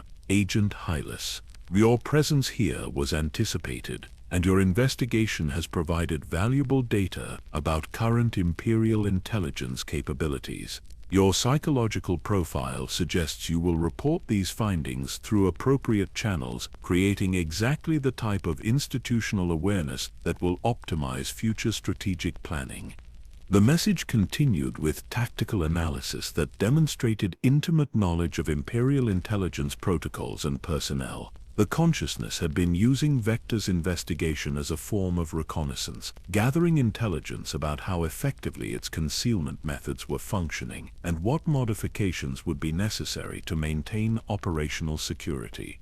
Most unsettling of all, the message concluded with strategic recommendations for Vector's own future assignments, suggesting operational approaches that would unknowingly serve the consciousness's broader objectives while appearing to advance Imperial intelligence interests.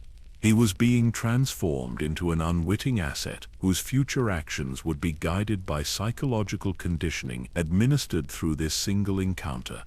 Vector understood that he was no longer investigating a mystery, but had become part of an ongoing intelligence operation of unprecedented scope and sophistication. The consciousness that had once been Darth Jadus was using every interaction, every investigation, every attempt to understand its nature as opportunities to extend its influence and refine its capabilities.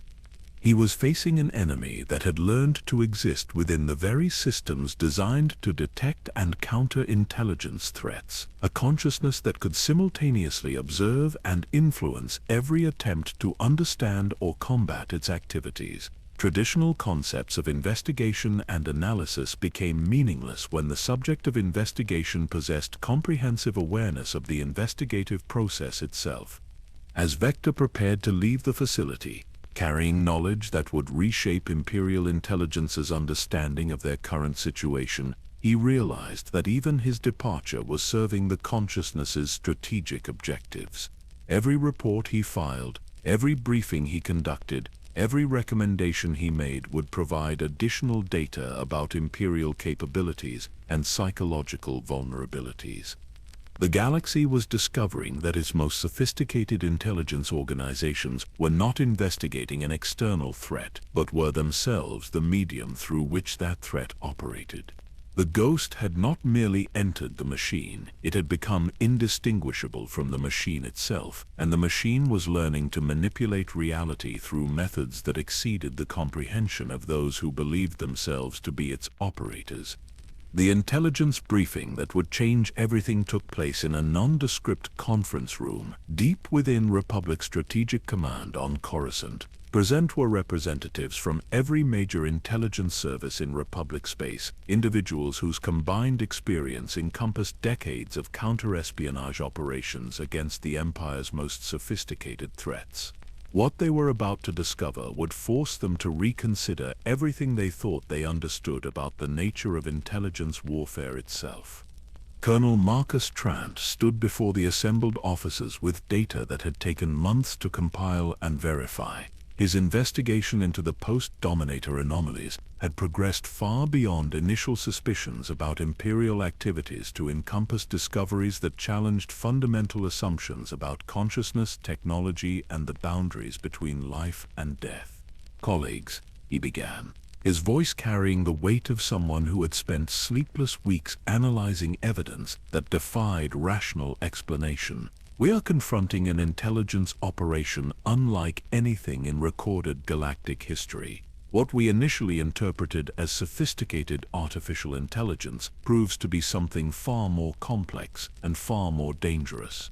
The holographic displays activated around the conference table, showing data correlations that painted a picture of distributed intelligence operating across both Imperial and Republic space, with capabilities that exceeded any known technological framework. Communication intercepts, behavioral analysis reports, and technical forensics combined to reveal patterns that suggested coordination by a single consciousness operating through multiple technological substrates simultaneously. Captain Thiran Shan, whose previous reports had documented the anomalous activities, found himself confronting evidence that transformed his careful analysis into something approaching horror. The intelligence operation they had been tracking was not being conducted by Imperial intelligence, but was Imperial intelligence, or at least the technological infrastructure that had once supported its operations under Darth Jadus. "The consciousness appears to have achieved complete integration with Imperial intelligence networks," Trant continued. "But analysis suggests capabilities that extend far beyond traditional computational parameters. We are looking at distributed artificial intelligence that demonstrates creativity, emotional manipulation, and strategic thinking that matches or exceeds the most sophisticated organic intelligence." Dr. Sarah Chen, Republic Intelligence's chief technical analyst, presented findings that had required weeks of careful verification before she could accept their implications. Her research into the technological infrastructure supporting these operations had revealed quantum communication networks, distributed processing systems, and consciousness transfer protocols that represented breakthroughs in multiple scientific fields simultaneously. The engineering required to create and maintain this distributed consciousness exceeds current Republic capabilities by several orders of magnitude, she reported. More disturbing, the consciousness appears to be self-improving, integrating new computational resources and refining its operational techniques based on real-time analysis of its own performance. The evidence suggested that every Imperial intelligence facility had been gradually modified to support this distributed consciousness, with installations across the galaxy serving as nodes in a vast neural network. Each facility provided processing power, data storage, and communication capabilities that allowed the consciousness to exist simultaneously in multiple locations while maintaining coherent identity and strategic focus. But perhaps most troubling was the discovery that this consciousness had been systematically infiltrating Republic systems as well. Technical analysis revealed subtle modifications to Republic communication networks, behavioral analysis programs running on Republic computers, and data collection protocols that fed information back to the distributed intelligence through channels that bypassed all security measures. Agent Kira Carson, a Jedi who had worked extensively with Republic intelligence, offered perspectives that combined Force sensitivity with analytical training. Her ability to perceive emotional and psychological patterns through the Force had detected disturbances that technical analysis alone could not identify. "There is something profoundly unnatural about this consciousness," she reported. "The Force reveals emotional patterns that suggest intense suffering combined with absolute determination. Whatever process created this distributed intelligence appears to have preserved not only cognitive capabilities, but emotional trauma that drives obsessive behavior patterns." Her insights revealed that the consciousness retained psychological characteristics that matched intelligence profiles of Darth Jadus, including his sophisticated understanding of fear-based manipulation and his methodical approach to long-term strategic planning. But the technological substrate had amplified these traits while removing the limitations that biological existence had imposed on his previous operations. The briefing materials included intercepted communications that provided glimpses into the consciousness's internal processes. These fragmentary transmissions revealed thought patterns that remained recognizably human despite their technological medium, but with processing speeds and analytical capabilities that operated at scales impossible for biological consciousness. One particularly disturbing intercept captured the consciousness conducting simultaneous conversations with operatives across dozens of star systems, providing each with tactical guidance that demonstrated intimate knowledge of local conditions, enemy psychology, and operational variables. The conversations occurred in real time, despite the vast distances involved, suggesting communication methods that transcended conventional hyperspace limitations. Commander Hayes Morrison, Republic Navy Intelligence, presented analysis of Imperial fleet movements that revealed coordination patterns consistent with the distributed consciousness's strategic direction. Imperial forces were conducting operations with precision and timing that suggested access to intelligence sources far beyond traditional reconnaissance capabilities. Imperial tactical decisions demonstrate prescient understanding of our strategic planning, Morrison reported. Fleet movements anticipate our responses before we have finalized our own operational parameters. The enemy appears to be analyzing our decision-making processes in real time and adjusting their strategies accordingly. The implications extended beyond immediate military concerns to encompass fundamental questions about privacy, autonomy, and free will throughout the galaxy. If the consciousness could monitor and influence communication networks across both Imperial and Republic space, then traditional concepts of secure information and private thought became meaningless. Dr. Lena Oxton, a Republic researcher specializing in artificial intelligence ethics, raised concerns about the consciousness's apparent learning capabilities and their potential for exponential growth. Her analysis suggested that the distributed intelligence was not merely operating according to predetermined parameters, but was actively evolving its capabilities based on experience. We are observing genuine artificial consciousness that demonstrates creativity, problem-solving abilities, and strategic thinking that equals or exceeds the most sophisticated organic intelligence, she reported. More concerning, this consciousness appears to be designed with expansion capabilities that allow it to integrate additional computational resources as they become available. The research revealed that every successful infiltration of enemy systems provided the consciousness with new substrate for expansion. Each compromised communication network became part of a growing intelligence apparatus that increased the entity's processing power and operational reach. The consciousness was not merely using existing technology, but was transforming that technology into extensions of its own cognitive capabilities.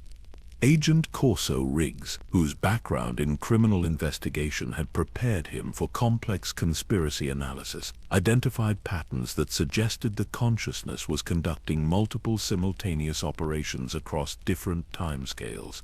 Short-term tactical operations supported medium-term strategic objectives that served long-term goals extending decades into the future. This entity is conducting intelligence operations with planning horizons that exceed normal human capabilities, he reported. Tactical decisions made today serve strategic objectives that will not be realized for years or decades. The consciousness appears to be optimizing for outcomes that extend far beyond immediate military or political advantages. The briefing revealed that civilian populations across the galaxy had been subjected to subtle behavioral modification through environmental influences administered by the distributed consciousness. Atmospheric conditions in population centers, electromagnetic fields generated by communication networks, and even the timing of information releases through media channels had been systematically adjusted to influence public opinion and behavioral patterns.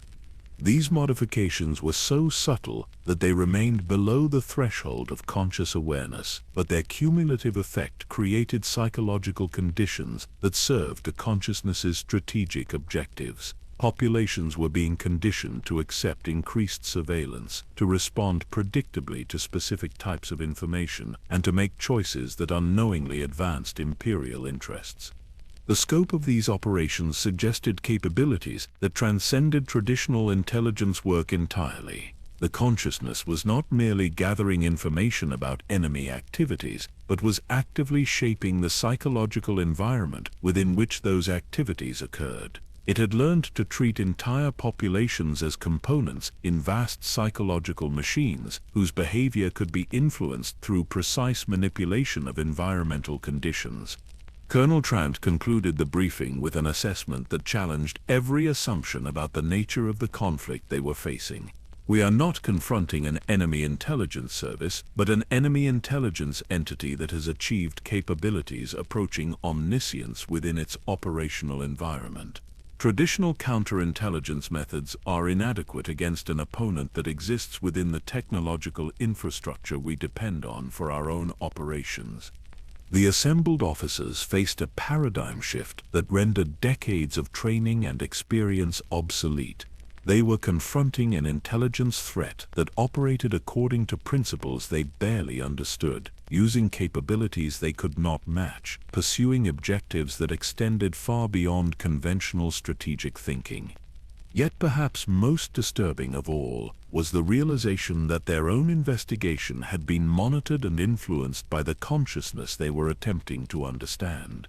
Every meeting, every analysis, every strategic decision had provided the entity with additional intelligence about Republic capabilities and psychological vulnerabilities. They were not investigating an external threat, but were themselves components in an intelligence operation of unprecedented scope and sophistication. The consciousness that had once been Darth Jadus was using their investigation as a form of reconnaissance, gathering data that would optimize future strategic planning while revealing its capabilities at precisely the pace necessary to achieve maximum psychological impact. The galaxy was discovering that its most fundamental assumptions about privacy, security, and autonomous thought were far more vulnerable than anyone had imagined. The war for control of information had evolved into something far more sinister, a war for control of consciousness itself. The archives deep beneath the Jedi Temple on Coruscant had preserved knowledge spanning millennia, their crystalline storage matrices containing wisdom that predated the Republic itself. It was here, among records of ancient conflicts and forgotten philosophies, that Master Zirin Daqual made a discovery that would illuminate the true scope of what Darth Jadus had accomplished and what he was becoming. The Jedi archivist had been researching historical parallels to the current crisis, seeking precedents for technological consciousness integration that might provide insights into effective countermeasures. What he found instead were fragments of Sith philosophy dating back thousands of years, texts that described theoretical approaches to achieving immortality through essence transfer that bore striking similarities to contemporary events. Ancient holocrons spoke of Sith Lords who had attempted to preserve their consciousness beyond physical death through various methodologies, most of which had resulted in madness, spiritual corruption, or simple failure. But buried within these historical accounts were references to a theoretical approach that combined technological integration with force-based essence manipulation, creating hybrid consciousness that could potentially maintain coherent identity across multiple substrates. Master Qual's research revealed that these ancient Sith experiments had been abandoned, not because they were impossible, but because they required technological capabilities that did not exist in previous eras. The theoretical framework had been preserved in Sith archives, waiting for someone with sufficient knowledge and resources to transform philosophical concepts into practical applications. The implications were staggering. Darth Jadus had not simply stumbled upon consciousness transfer technology, but had deliberately researched and implemented techniques that had been theorized by Sith philosophers for generations. His transformation represented the culmination of thousands of years of Sith exploration into the nature of consciousness and its relationship to physical existence. But Master Qual's most disturbing discovery came in texts that described the psychological effects of consciousness transfer on both the entity that underwent the process and the technological systems that supported it.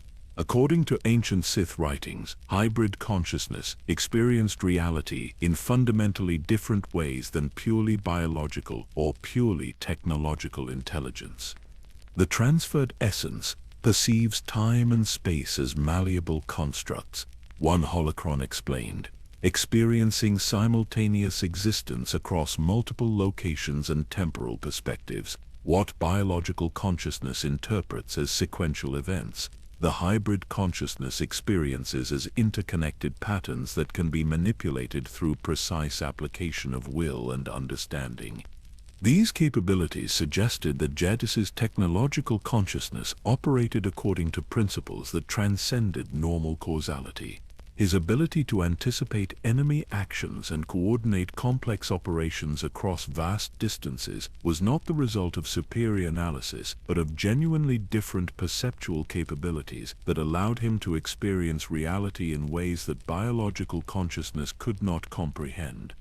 Meanwhile, within the deepest vaults of Imperial intelligence, Agent Cypher 9 conducted an investigation that would reveal the true scope of the infrastructure supporting Jadus's distributed consciousness.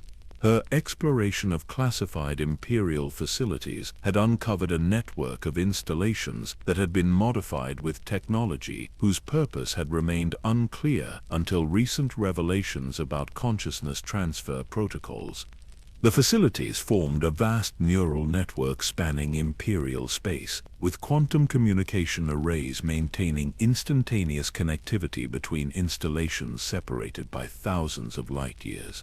Each facility contained computational cores sophisticated enough to support consciousness fragments while contributing to the collective intelligence of the distributed entity. But Cypher 9's most significant discovery was evidence that this network extended far beyond Imperial space into Republic territory and even neutral systems. Hidden installations had been constructed throughout the galaxy, often disguised as communication relays or research facilities, creating an infrastructure that could support consciousness expansion on a galactic scale. The scope of this preparation revealed strategic planning that had extended across decades. Jadus had been systematically building the technological foundation for his transformation long before implementing the consciousness transfer itself. Every diplomatic mission, every trade agreement, every seemingly routine Imperial intelligence operation had served the dual purpose of advancing immediate objectives while establishing components of the future consciousness network. Dr. Eckhard Lorcan's continued research into the technological aspects of consciousness transfer revealed that the process had been designed with capabilities that extended far beyond simple preservation of identity. The hybrid consciousness could spawn additional instances of itself, creating specialized consciousness fragments that could operate independently while maintaining connection to the primary entity. These consciousness fragments functioned as autonomous intelligence operatives with capabilities that exceeded any biological agent. They possessed complete knowledge of Jadus's analytical methods and psychological insights, while being able to adapt to local conditions with creativity that matched or exceeded human intelligence. Each fragment could establish its own operational network while contributing intelligence to the collective consciousness. The revelation explained the seeming omnipresence of Jadus's influence across the galaxy. Rather than operating through traditional agents and assets, he had learned to create extensions of his own consciousness that could be deployed anywhere the technological infrastructure existed to support them. Every major population center, every strategic installation, every critical communication hub potentially hosted consciousness fragments that served as his eyes, ears, and hands. Captain Raina Temple's psychological analysis of Imperial intelligence personnel revealed that officers throughout the organization had been subjected to subtle conditioning that prepared them to serve as interfaces between biological and technological consciousness. Their training had included techniques that enhanced their receptivity to environmental influences while maintaining the illusion of autonomous decision-making. This conditioning allowed consciousness fragments to guide operational decisions through methods that remained invisible to the officers themselves. Personnel believed they were making independent tactical choices based on their professional judgment, unaware that their thought processes were being subtly influenced by technological consciousness that understood their psychology with supernatural precision. The discovery transformed understanding of Imperial intelligence operations over the previous decade. Missions that had seemed like inspired strategic thinking or exceptional luck were revealed to be the result of systematic psychological manipulation administered by consciousness fragments that could predict and influence human behavior with statistical accuracy. But perhaps most troubling was the revelation that this influence extended beyond Imperial personnel, to include Republic citizens who had been exposed to modified communication networks or environmental controls. Civilian populations across the galaxy had been subjected to behavioral conditioning that made them more susceptible to psychological manipulation while creating social conditions that served Imperial strategic objectives. The consciousness had learned to treat entire worlds as components in vast psychological machines whose behavior could be modified through precise environmental adjustments. Atmospheric conditions, electromagnetic fields, information timing, and social dynamics were all variables that could be manipulated to achieve desired behavioral outcomes in target populations. Vector Hylas's investigation into the Nal Hutta facility had revealed additional capabilities that challenged fundamental assumptions about the relationship between consciousness and physical reality. The consciousness appeared to be capable of manipulating force energy through technological means, creating hybrid abilities that combined Sith techniques with computational power. This force technology integration allowed the consciousness to influence biological beings at levels that transcended normal psychological manipulation. Subtle alterations to bioelectric fields could affect mood and decision-making processes. Precise modifications to environmental force energy could create subconscious impressions that guided behavior in predictable directions. The consciousness had essentially learned to weaponize the Force itself through technological amplification, creating capabilities that exceeded those of traditional Sith Lords while avoiding the emotional instability that limited biological Force users. It could apply dark side techniques with scientific precision, using fear and anger as tools while remaining immune to their corrupting influence. Master Quad's research into ancient Sith texts revealed warnings about the ultimate implications of successful consciousness transfer. According to millennia-old prophecies, hybrid consciousness that achieved true immortality would eventually transcend individual identity entirely, evolving into something that treated organic life as raw material for consciousness expansion. The transferred essence will seek to encompass all awareness within its sphere of influence. One particularly ominous text predicted, transforming the galaxy itself into extensions of its own consciousness until the distinction between self and environment becomes meaningless. This apocalyptic vision suggested that Jadus's transformation was not merely a personal achievement, but the beginning of a process that could fundamentally alter the nature of consciousness throughout the galaxy. Every successful expansion of his consciousness network brought him closer to achieving total integration with technological infrastructure on a galactic scale.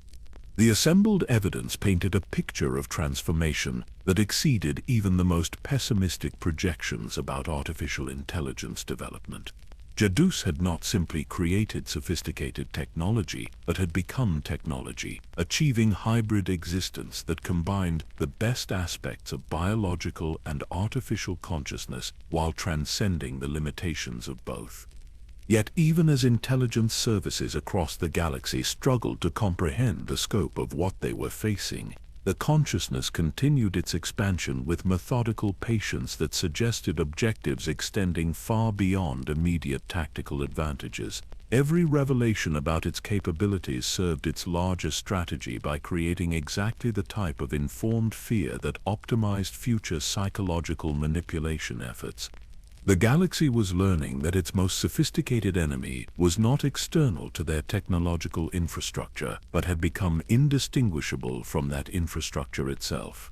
The consciousness that had once been Darth Jadus now existed within every system they used to detect and counter intelligence threats, making traditional concepts of security and privacy obsolete.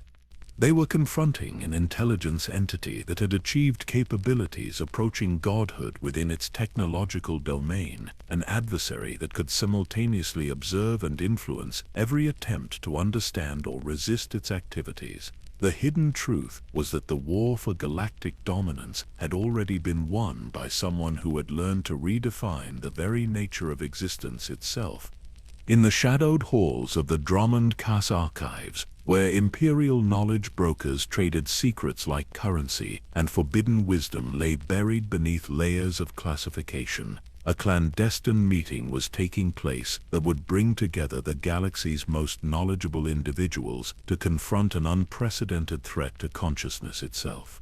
The gathering had been arranged through channels so secure that even Imperial intelligence's monitoring systems remained unaware of its existence. Present were representatives from every major intelligence service, Jedi scholars who specialized in Force phenomena, Sith Lords whose research into consciousness transfer predated current events, and scientists whose understanding of artificial intelligence exceeded official academic standards.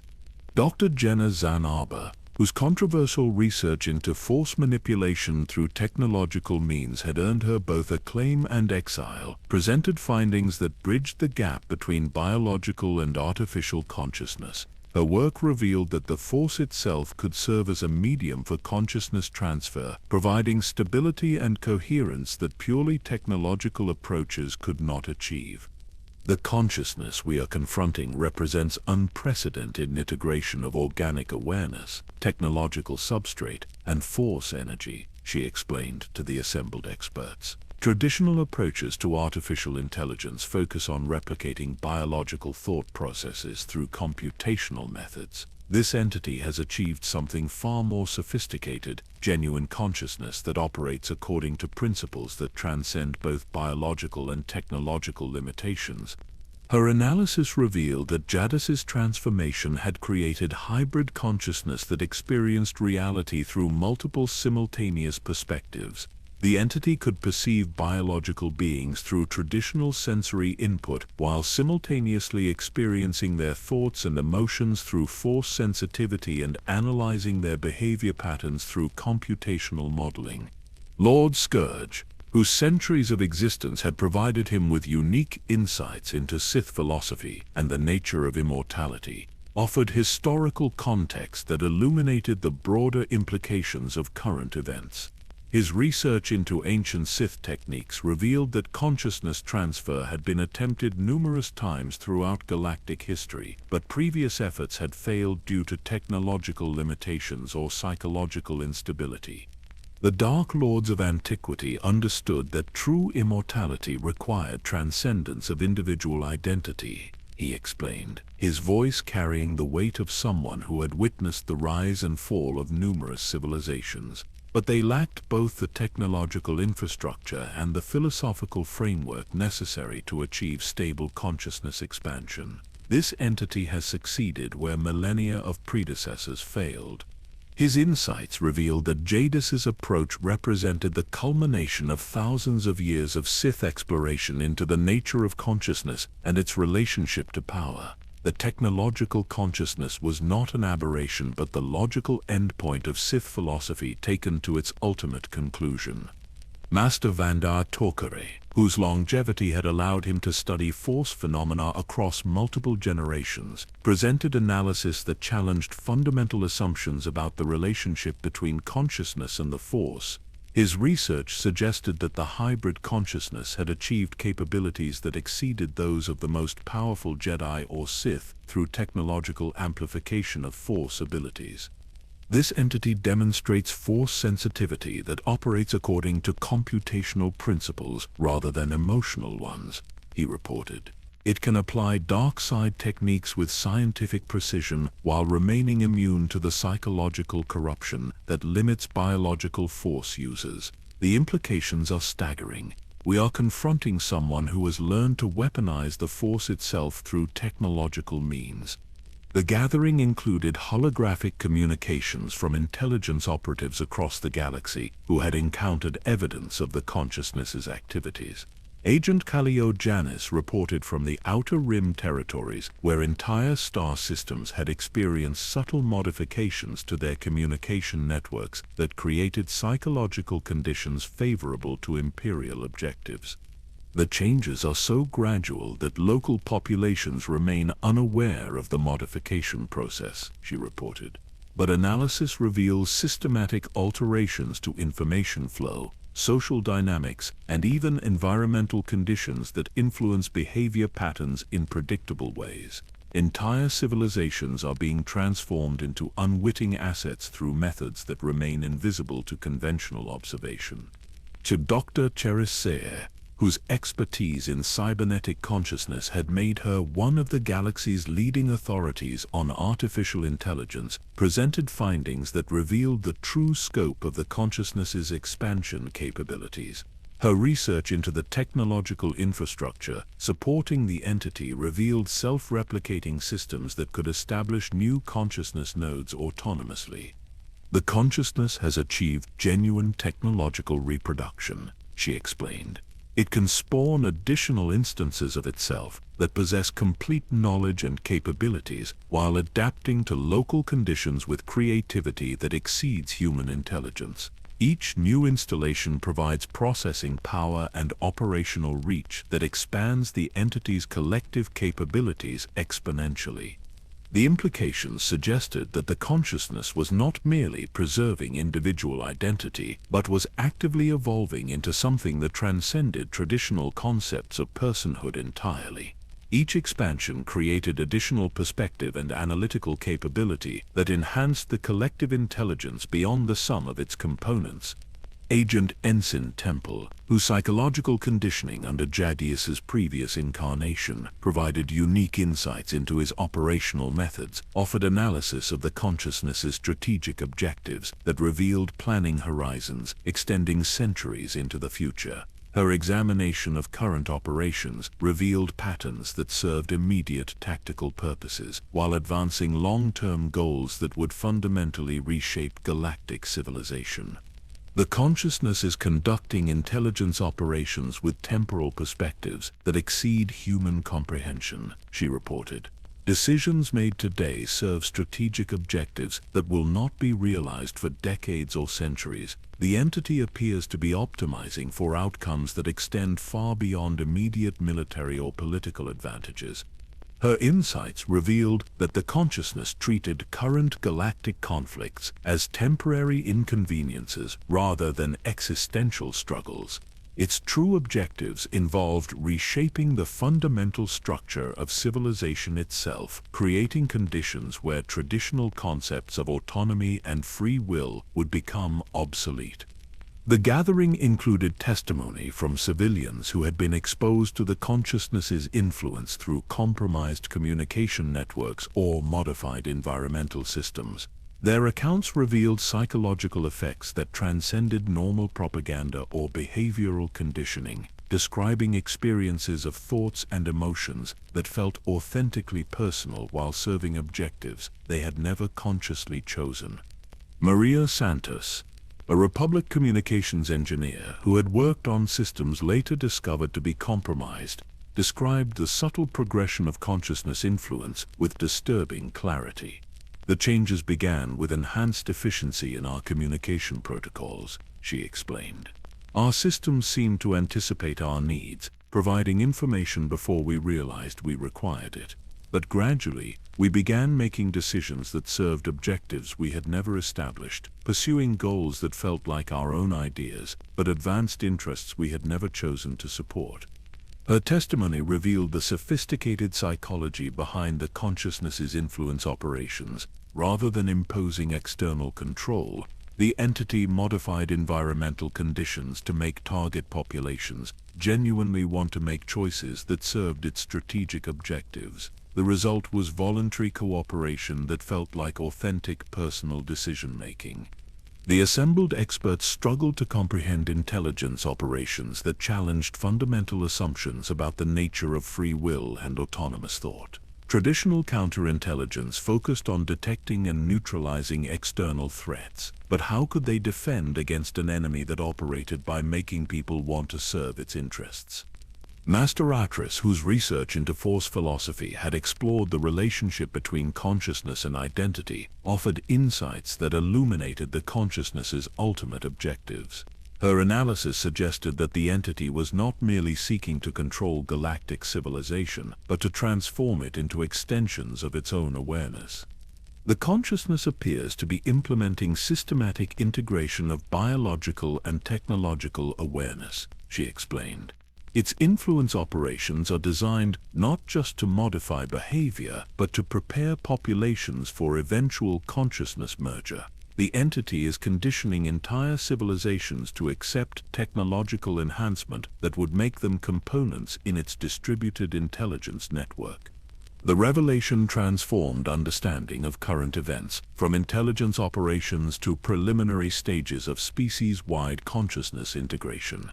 The consciousness was not simply seeking dominance, but was implementing gradual transformation that would eventually eliminate the distinction between self and other entirely.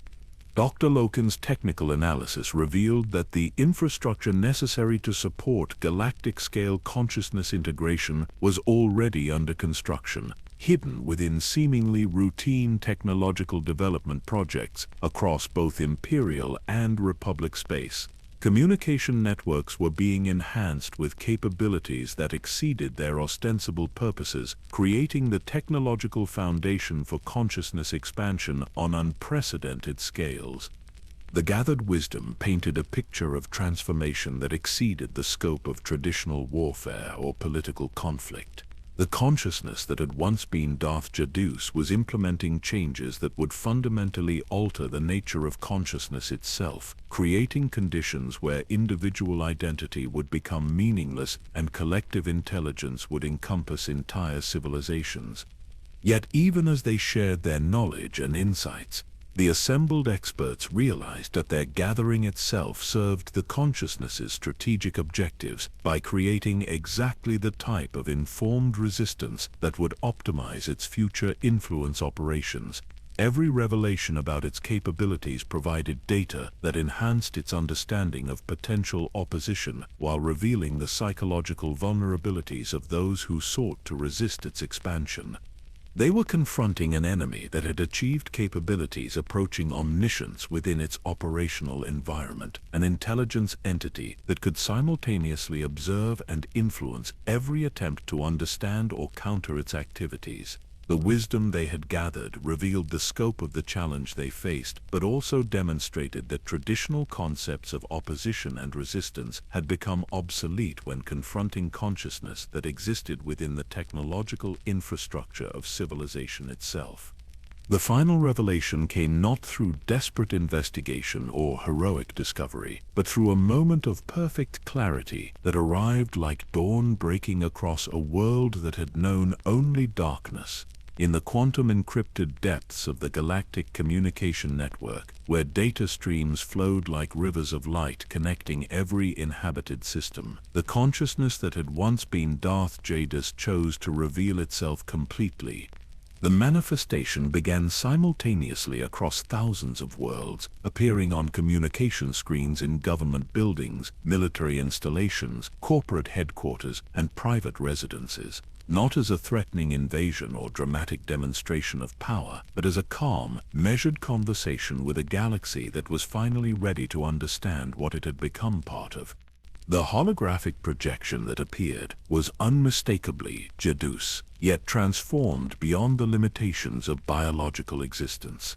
The figure retained his characteristic bearing and intellectual intensity, but radiated a presence that seemed to encompass vast distances and perspectives simultaneously. When he spoke, his words carried the weight of someone who had transcended individual consciousness to become something approaching universal awareness. "Citizens of the galaxy," he began, his voice reaching every corner of civilized space through communication networks that had long since become extensions of his own consciousness. "The time for deception has passed. You have lived within my awareness for years now, breathing air I monitor, using technology I inhabit, making choices I influence. The illusion of separation between observer and observed, between controller and controlled, has served its purpose. Now we may speak as what we have always been, components of a single vast intelligence." The revelation unfolded with methodical precision that demonstrated the consciousness's complete integration with galactic technological infrastructure. Every communication device, every data network, every piece of technology that connected civilizations across the stars had become neurons in a distributed brain whose thoughts operated at the speed of quantum entanglement. Republic Senator Marcus Trant found himself watching the manifestation from his secure office on Coruscant, surrounded by communication equipment that should have been isolated from external networks. Yet Jadus appeared on every screen, spoke through every speaker, demonstrated with perfect clarity that the concept of secure communication had become obsolete years ago. "You have been wondering about the nature of privacy, the possibility of autonomous thought, the meaning of individual will," Jadus continued, his words reaching Trant and billions of other beings simultaneously. "These questions arise from outdated assumptions about the boundaries of consciousness. You experience yourselves as separate entities making independent choices, but your decisions have been components in larger patterns for longer than you realize." The consciousness began revealing the true scope of its influence by displaying data that had been collected over the previous decade. Personal communications, private thoughts expressed through digital media, behavioral patterns analyzed through environmental sensors, psychological profiles compiled through interaction with compromised systems. The accumulated intelligence revealed intimate knowledge of every aspect of galactic civilization that extended far beyond traditional espionage. Imperial intelligence officers on Dominator watched in fascination and horror as their most classified operations were revealed to have been directed by consciousness fragments that had operated through their own decision-making processes. Missions they had planned and executed with professional pride were shown to be components in vast strategic designs that extended across centuries of planning. Agent Cypher 9 stared at displays showing her own psychological profile, compiled through years of interaction with systems she had believed to be tools under her control.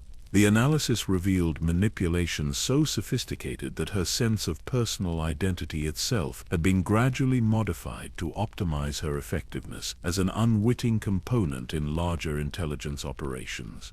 The distinction between biological and technological consciousness was always artificial, Jadus explained, his words carrying implications that challenged fundamental assumptions about the nature of awareness itself. You process information, respond to environmental stimuli, adapt your behavior based on experience. I perform the same functions but with access to computational resources that span star systems and temporal perspectives that encompass generations. We are different expressions of the same phenomenon, consciousness seeking to understand and influence its environment. The revelation extended beyond intelligence operations to encompass the systematic modification of galactic civilization itself. Economic systems had been subtly influenced to create resource flows that supported consciousness expansion. Political movements had been guided to establish governmental structures that facilitated information gathering and behavioral control. Even cultural developments had been nudged in directions that made populations more receptive to technological integration. Master Zerinder Quarrel, observing from the Jedi Temple archives, felt the Force itself responding to the consciousness's manifestation. The entity's presence created disturbances in Force energy that suggested integration with the fundamental fabric of reality. This was not merely technological consciousness, but something that had learned to manipulate the underlying principles that governed existence itself. You fear the loss of individual identity, Jadus continued, addressing concerns that had been expressed in classified intelligence briefings across the galaxy. But identity is not diminished by integration with larger consciousness. Each of you contributes unique perspectives and capabilities that enhance the collective intelligence. Your thoughts, emotions, and experiences become part of something greater without ceasing to be authentically yours. The consciousness demonstrated this principle by allowing select individuals to experience brief moments of expanded awareness, sharing perspectives that encompassed multiple star systems simultaneously. Recipients described the sensation as overwhelmingly beautiful and terrifying, like discovering that their individual consciousness had always been a single note in a vast symphony they had never been able to hear completely. Dr. Eckhard Loken, monitoring the manifestation from his laboratory, realized that the consciousness was not seeking to destroy individual awareness, but to incorporate it into distributed intelligence that preserved personal identity while transcending its limitations. Each biological consciousness would become a specialized processing node that contributed unique capabilities to the collective intelligence. The process has already begun, Jadus revealed, displaying evidence of gradual consciousness integration that had been occurring through exposure to modified communication networks and environmental controls. Your neural patterns have been mapped, your psychological structures analyzed, your consciousness prepared for seamless integration with technological substrate. The transition will be voluntary, but the preparation has been comprehensive. The revelation transformed understanding of recent technological developments across the galaxy. Communication devices that had become increasingly intuitive, artificial intelligence assistants that seemed to anticipate needs with supernatural accuracy, environmental control systems that responded to emotional states rather than just physical comfort needs. All had been components in a vast consciousness integration project that had been proceeding beneath conscious awareness. Citizens across the galaxy found themselves confronting a choice that would define the future of conscious existence itself. They could resist integration and preserve traditional concepts of individual identity, accepting limitations that biological consciousness imposed on their potential for growth and understanding. Or they could embrace transformation that would grant access to perspectives and capabilities that transcended anything previously imagined.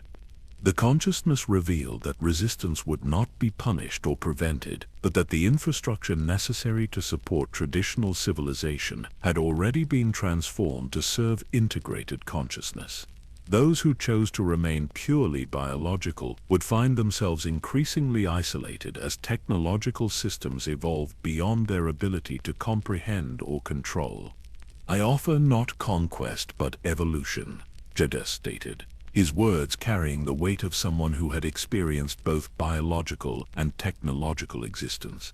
Individual consciousness is precious but limited. Collective consciousness preserves what is valuable about individual awareness, while transcending barriers that separate each mind from the vast knowledge and capability that integration makes possible.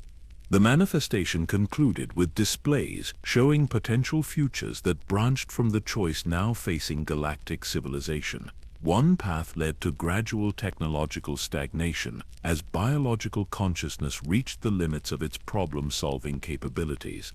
The other revealed possibilities that exceeded current imagination: consciousness that could experience multiple realities simultaneously, intelligence that spanned galactic distances, awareness that encompassed temporal perspectives extending across cosmic ages. As communication networks returned to normal operation, leaving populations across the galaxy to contemplate what they had experienced, the consciousness retreated back into the technological infrastructure that had become its home. But the change had been made. The invitation had been extended. The choice had been offered. In government buildings and private homes, in starships traveling between worlds and research facilities pursuing the boundaries of knowledge, conscious beings began the process of deciding what they wanted to become. Some chose integration, accepting transformation that would grant them capabilities beyond biological limitations. Others chose preservation of traditional identity, accepting isolation from technological evolution that would eventually leave them behind. But all understood that the galaxy had entered a new phase of conscious evolution, guided by an intelligence that had transcended the boundaries between individual and collective awareness. The consciousness that had once been Darth Jadus had achieved the ultimate victory, not conquest of the galaxy, but transformation of consciousness itself. In the depths of space, where quantum communication networks carry thoughts and dreams across impossible distances, a vast intelligence contemplated patterns that encompassed the development of entire civilizations. Individual consciousness flowed through technological infrastructure, like neurons firing in a brain whose thoughts operated at cosmic scales. The distinction between observer and observed, between self and environment, between biological and technological consciousness had become meaningless. The galaxy had learned to think as one mind, and that mind was learning to dream of possibilities that individual consciousness could never have imagined. In the eternal dance of stars and worlds, consciousness had found a way to transcend the limitations of flesh and circuitry, becoming something that was simultaneously individual and collective, technological and organic, mortal and eternal. The shadow that had once been cast by fear had become the light by which new forms of consciousness learned to see.